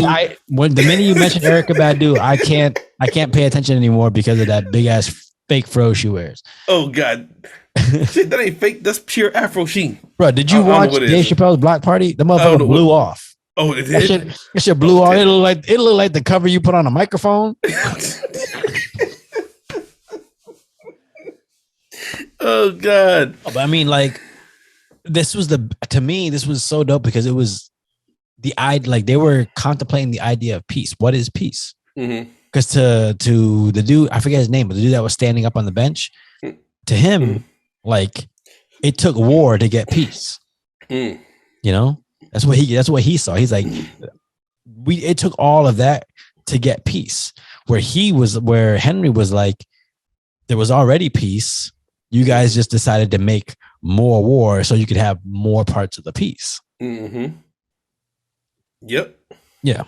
That's a conundrum because, like, if there's a war going on, in order to gain peace, you kind of have to engage in war. Yeah. Right.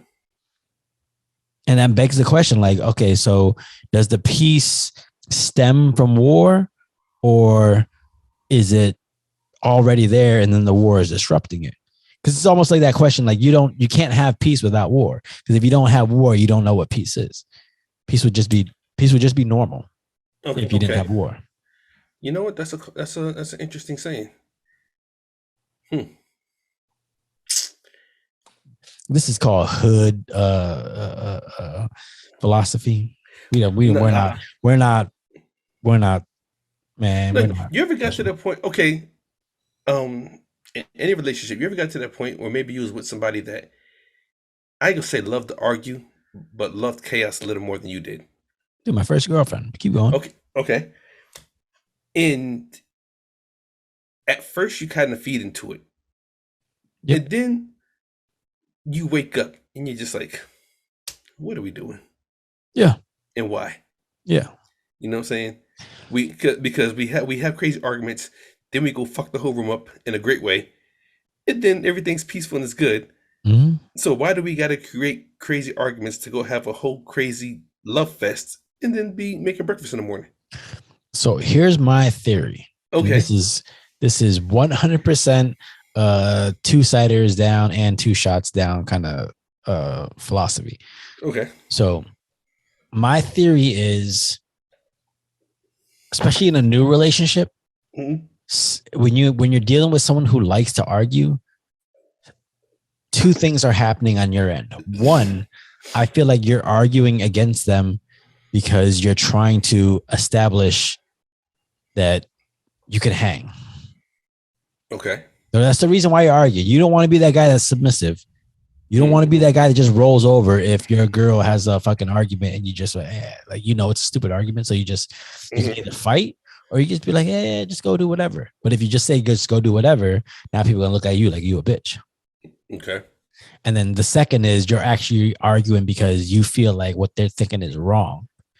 And you don't, you want to, I don't want to say transform their train of thought. But you're just trying to enlighten them and show that, hey, if you stick with me, you can be brought to a place of enlightenment, for lack of a better phrase. So I feel like sometimes it's almost it's not necessarily establishing your hierarchy in the relationship, but it's also like just showing that you're engaged in their train of thought. Like if someone's arguing, you might not agree with them, so you're going to argue because you want them to know, hey, I'm listening to what you're saying. I'm hearing what you're saying. Yeah. Well, no, I mean, I'm just saying, like if I'm not hearing what you're saying, I might not give a fuck of what you're mad about. But because I'm arguing with you, it's because I am genuinely understanding what you're saying. I care about what you're saying. It's just I don't agree with it. So do you feel like, because some, if you get couples who don't really have much in common, Sometimes they might argue just to show that, like, hey, like we can. I'm still listening to you. I know we don't have anything in common, but I'm listening to you, and that's why we are arguing right now, because I don't agree with everything you're saying because I'm listening to you. It's very convoluted, and like it is. But I don't know. No, I mean, this wasn't where I was going with that question, but after that statement, it made me think about this girl I knew back in the day, and off the rip, it was an argument, like off the rip, and I'm just like, I just got here. Why are you yelling at me? Yeah. About me just getting here. You know what I'm saying? Yeah. But now, with that being said, and here it is years later, and I'm thinking back, like, huh? Okay, it was her way of communicating. Also, probably the way she was raised and what she probably saw. Yeah. Arguing was probably like the way of communication in her house. You know what I'm saying? And I'm trying to listen and understand the shit, and I'm just like, I'm still here because I'm digging you, but you are really, really stupid as fuck. You know what I'm saying? You ever brought up like how a girl used to argue with her family? Yeah, like in like her history of arguing with her family. Like, have you ever brought it up in conversation or an argument? They look at you like, you don't know me. You don't know who the fuck I am. You don't know that I have all these reasons. I ain't never been done like that. That's new for me. No, I've heard that where I'm like, hey, you argue with me just as much as you argue with mom. But you don't fucking know me. Me and my mom got our own shit. Like, we ain't the fucking same. I'm like, all right, cool, chill. You good. You know, go back to your one bedroom apartment. You good. Shit. And sometimes that right there, like, you're doing what I just said you do. Yeah. Yeah. All you doing is fucking like highlighting everything I'm saying. It's okay. So completely off subject. On camera, that room looks bigger than it is in person. Really? Yeah, your filming studio, bruh. Yeah. Oh well. That shit, that's a motherfucking changing room. Well, look. You know my circumstances right now. which I'm not upset about. You know what I'm saying? But everything in this room wasn't always in this room, for the record. Yep. So I'm just saying, like I told you. Hey, don't get me talking about. Look, I know where you are in your house. Yep. I'm just saying, a little adjusting, a little setting up, we can make it look real big. That's all I'm saying. All you got to worry about is Juice running in there and knocking shit over. But she's kind of got the point. When she came in here, twice. I put my foot up. She said, "Okay, I'm not fucking with him." Yeah. But anyways, after the argument about, peace and stuff like that, this motherfucker kneeled down at Henry's side and was like, listen, like, we have peace now. This is what we wanted. Like, what more do you want? And Henry said, "Bow!" Right in the back of the neck. I was like, oh, look, shit. I was like, whoa, look, that shit caught me. And I was like, fuck yeah, he deserved that shit. Yeah. But at the same time, I wouldn't have killed him. Why? Just out of curiosity. I would have. No, I mean, I wouldn't want to kill him. But seeing how you just inherited all this stuff and everything, I want to make sure you can't control none of it. But watch it. I don't know. I feel like I would have killed him just off the basis of your greed and your wants made me change up everything I am about who I am. Like, I need you're the type of person I can't have in my life. No, that's what I'm saying. Like, I wouldn't have killed him, but I'd have stabbed him like right here. It's gonna kill him. What do you mean? No, like cut his tongue out, and I'd have did a whole lot of shit. I'd have did a whole lot of shit where he stayed alive, but he can't do shit about his life. I don't know. And then threw him in the pen with the fucking pigs. So when you do die, they'll eat you. Yeah. But then he walked out of that room, and then he just walked up to his next wife. It was just like, because I don't want anything from you. I just want to know that you're always going to be 100% honest with me. Look, that shit is cold. Look, man, look, I'd have married her off of that. Like, we ain't even gotta have sex. I don't even give a shit. You go fuck who you want to. But seeing how you're my queen and I'm your king, yeah, always give it to me raw. You know what I'm saying? Yeah.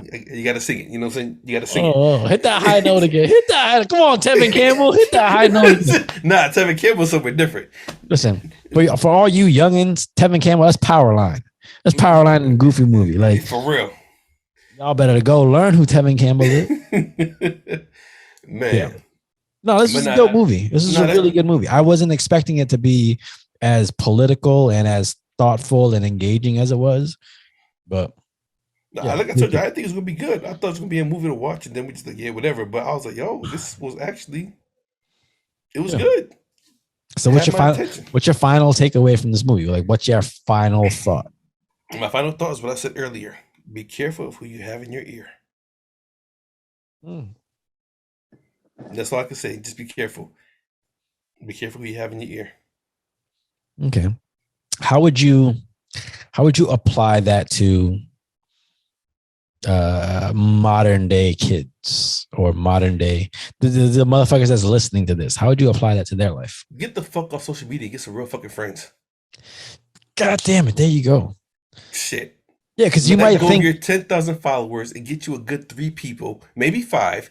Yeah. You know what I'm saying? And go fucking live life. Go be like the Sandlot. Climb fences, break shit, get in trouble. You know what I'm saying? Yeah.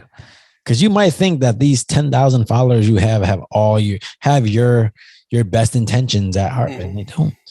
No, they really don't. They don't. All they want is for you to say, "Hey, I acknowledge you." That's all they care about. They will say, God, say it again. They will say whatever they can in order for you to go, "Hey, I acknowledge you." If y'all watch WWE, Roman Reigns says it every day, acknowledge me. He don't know those fucking people in the crowd. That's but it. They cheer. Yeah, that's it. And that's what it is. It's like social media, the people on there, they're your followers, all that shit. At the end of the day, all they want is to know that you know they're alive. Yeah. And they're gonna say whatever they can in order to get that. Yep. Go get you some real fucking friends. Yeah. I'm talking if you in high school, fucking college, new job, even if you're old, because some of these old people are trying to mix it with the young people. Nah, man, stick to your roots. Yeah. Some of these young kids are gonna look up to you. You know what I'm saying? Yeah. If you like Lattimore, if you like Kenny Lattimore, listen to some fucking Kenny Lattimore. Don't be giving a fuck about Lil Durk. Goddamn. Really, you know what I'm saying? And everybody's little this and little that, and look, they're fucking little. Yeah. Just like talk to Luther and fucking Whitney. Yes, exactly. Elton, you know what I'm saying? Shit. Yeah. Fucking Frank Sinatra. The people that didn't need little in front of their name, Lil Frank Sinatra. You know what I'm saying? I'm young Luther. Shit. Get the fuck out of here. You know what I'm saying? Nah, you get me worked up. I'm getting pissed off. You know what I'm saying? This is ASAP Whitney. Shit. Come on, man. Oh, shit. My takeaway from this movie is yeah. Go ahead. I'm sorry, I was going somewhere. It's all good. My takeaway is, just remember who you are. That's it. Just remember who. At the end of the day, always remember who you are and what your values are, because no matter what you do in life, you are going to have people who, if they feel like they can sponge off of you or grow based off of what you do, they're going to try to sway you. Just remember who you are and what your values are and stick to that. And then don't let these motherfuckers sway you off of that fucking path. Yeah. Yeah, it's crazy. Motherfuckers they'll try to change who you are for their benefit. That just doesn't, that don't make sense to me. But again, I'm just not that type of person. No. Because at the end of the day, there's no benefit. To me. Oh, no, to them. No, there's no benefit. Money. You might change somebody. Hold on. Oh, God, wait. My brain just went somewhere and I can't remember what it was. I'm all out of drinks. If you're gonna keep going, I might have to go grab another drink. No, because we're gonna shut it down. But John said something in the movie, and when you said that, because there really is no benefit. It's a temporary benefit. Yeah. You know what I'm saying? So yeah, you might win and do this or whatever, and be cool for 10 years, 20 years, 100 years from now.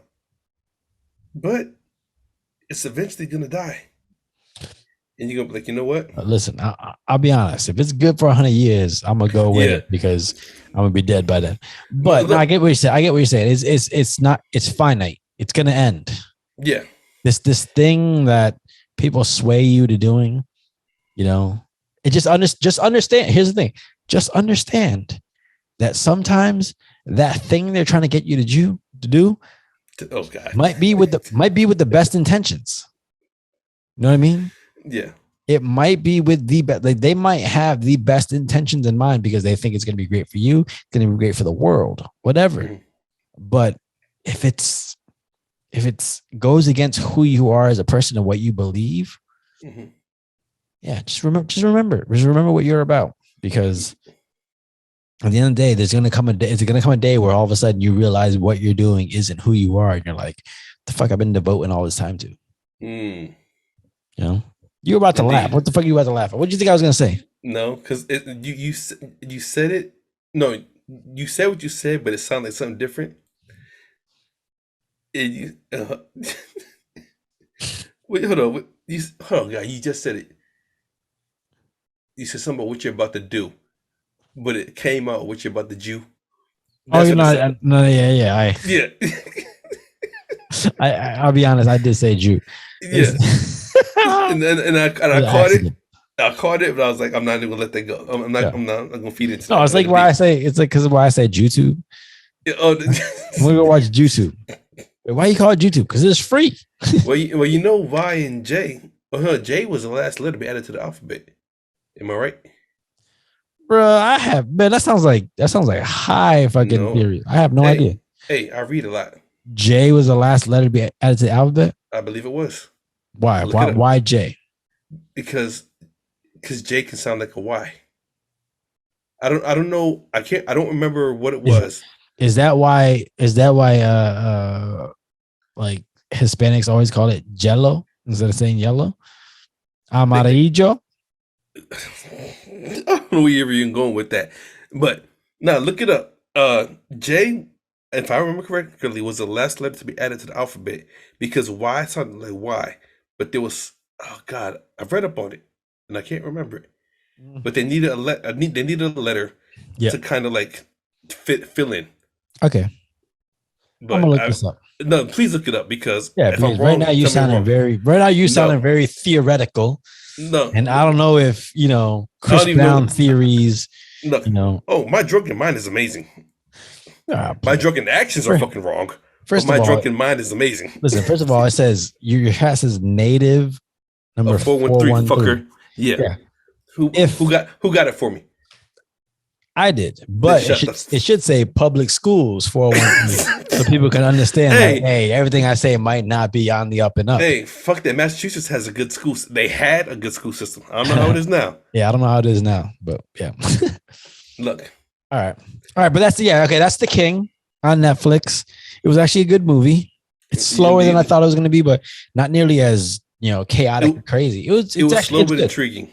Yeah. It's like it's a medieval political thriller, if that makes sense. Okay, cool. Yeah, I can dig that. Yeah, so that's good.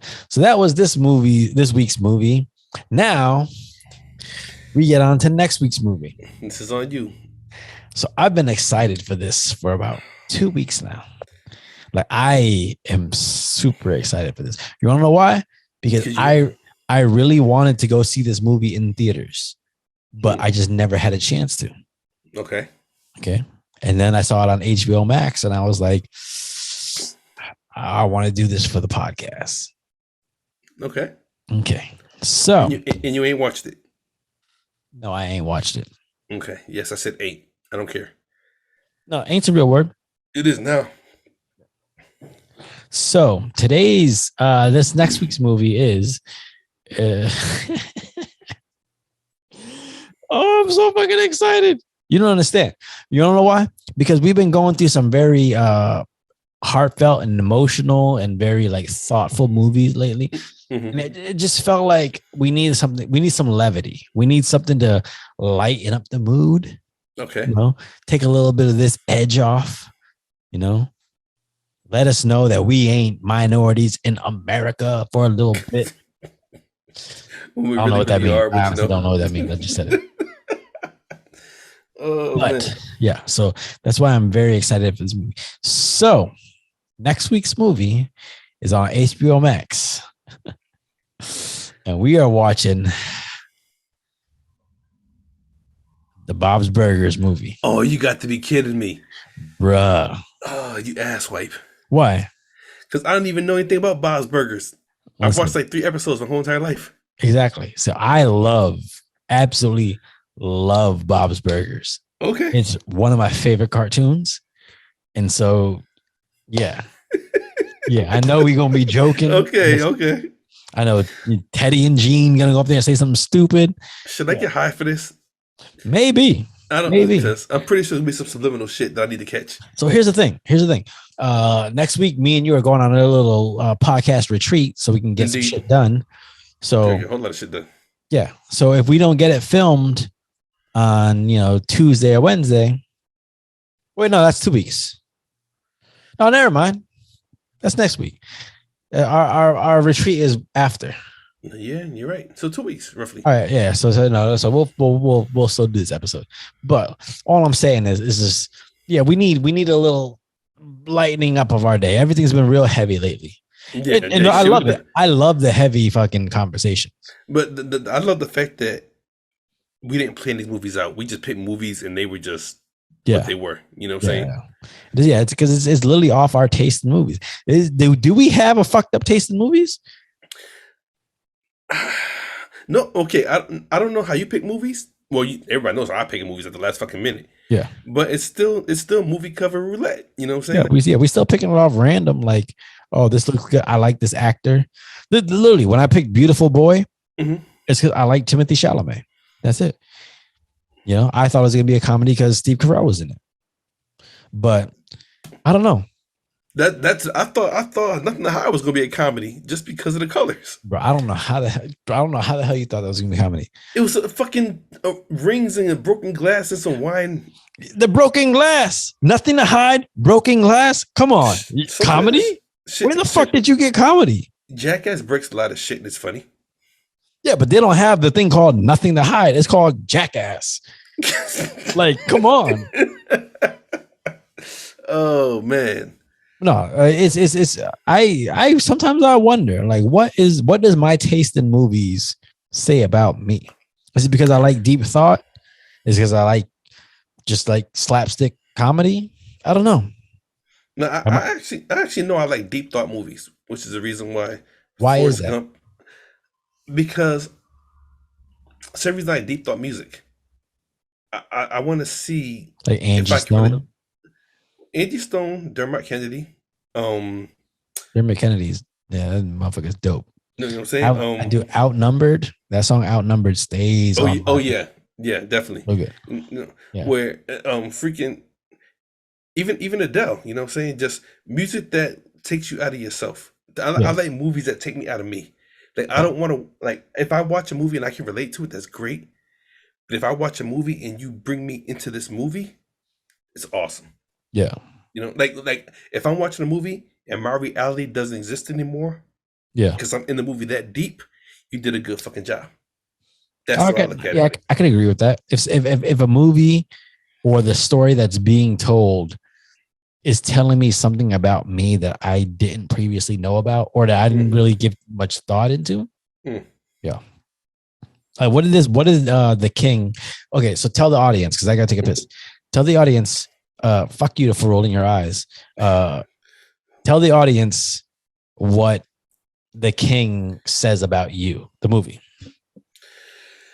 Okay, so if I can relate to this movie, I feel like The King identifies with me in the fact of more than one character.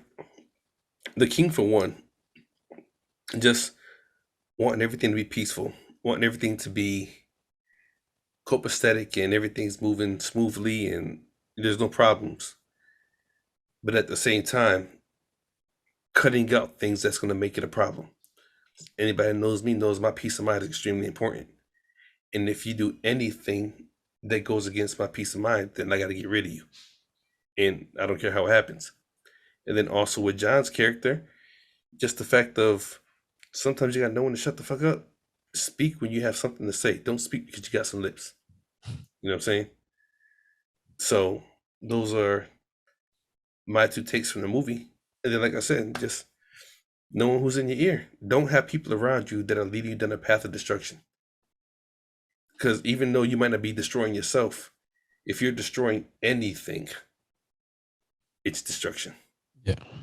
You know what I'm saying? Yeah, I feel like the one thing that movie said about me is like there are a lot of people in this world who are being tasked with handling things that they might not necessarily be ready for. And I think it told me that I am one of those people.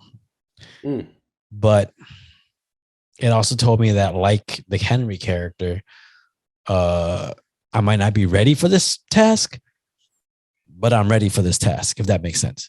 Like I'm not ready for it, but I will walk into it with my head held high and ready to take on whatever comes with that task, because it's what's being asked of me at this moment. You know? So that's what I got from that movie. And I feel like, yeah, if there's movies out there that can reach in deep into you and then tell you a little bit about yourself that you might not have really thought about before, that's where the money is, in my opinion. Yeah. All right.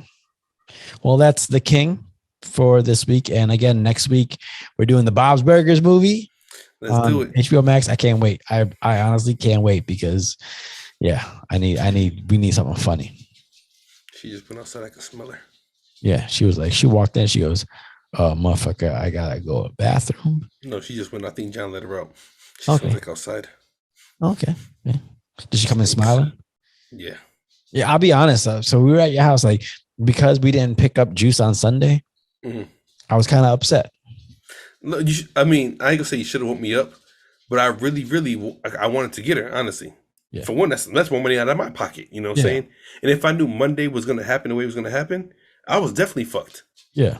You know what I'm saying? It was funny because like you were sleeping, you were napping because you was on recovery mode. I was watching YouTube. But you could have drove. But I was watching YouTube and working out for 3 hours.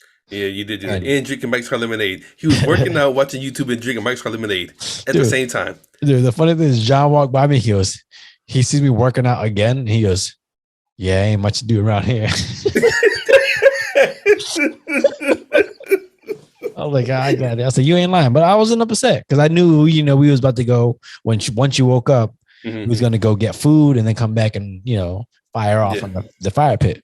Yeah, it was just funny. I was just like, man, you just encapsulated this whole 3 hours. Look, I was just upset. Not upset, upset, but just I would have loved to give. No, I think when she came in, I think she was looking for you because she said what's up to me. She was happy. She ran to John, and then she ran through the whole house, and then she just stopped and he just said, "Yeah." And I was like, "He's out eating rice. Leave him alone." You know what I'm saying? She was like, "I don't smell soy sauce no more." Yeah. Oh man. Man, dogs, man. We don't deserve them. Look, you can't get your arm right. Listen, Ryu is don't ever disrespect my dog because I will punch you in the face and like it.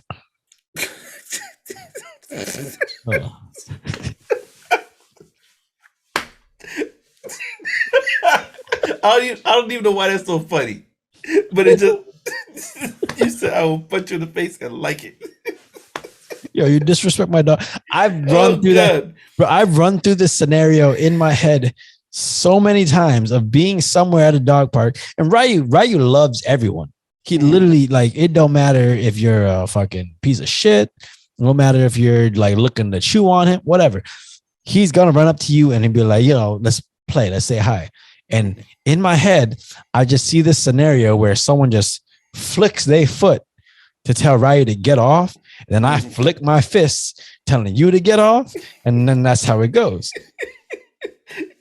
If you go Super Saiyan fucking Sarath, I hope I have my camera out. I would do the fucking Ryu. Oh, you can. I don't know, motherfucker. If anybody. But what's funny? Go ahead. You can actually do it in real life. That's what's so fucked up. Yeah. Dude, I swear to God, there's this. I don't know Because what his it is. Asian ass can defy gravity. I've seen it. It's fucking wild. You know what the thing is it's because my connection with Ryu is just pure unadulterated love. It's pure unadulterated. Like there's no pretense to it. There's no I love you because you give me food. I love you because you make me feel good. Whatever. It's just there's this pure love that goes on between me and Ryu. And I'm still like in deep thought about it, but I'm curious as to why it's so valuable to me. And I haven't figured it out yet. And it's something I will figure out eventually. Maybe I gotta watch that movie Dog with Channing Tatum, but I want to figure out why why this connection with me and my dog is so valuable to me. Because I don't know. I can honestly picture myself just threatening someone over the idea of you just did something to my dog. And I've never, I always say I'd do that if someone threatened my family. Mm-hmm. I don't think I've ever felt it in the same way I felt for my dog. It's fucking crazy. So I'm trying to figure that out. Yeah. Indeed. Maybe I love food. That's all it is.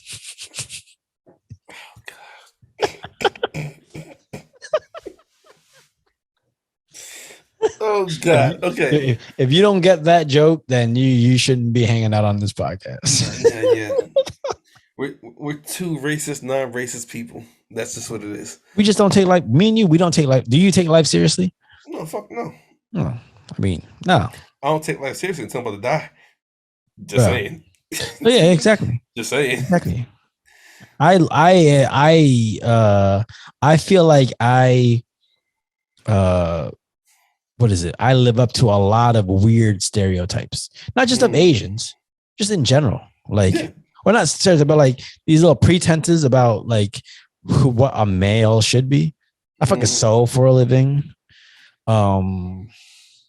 I didn't graduate high school. I graduated high school. I never went to college. Like, there's a lot of things in my life where I'm like, you're probably not the type of guy that is a pillar of society. But somehow I feel like there's a moral compass within me that is desirable. I don't say desirable as in a woman wants to be with it, but just desirable as in that might be the way to live life. I don't know. All right. But that's this week's podcast. Again, this is Sarath, aka Makazi. And your boy Chris Brown, aka Red Fort Delta. And we out. Sarath and Chris's Movie Therapy Podcast. Indeed.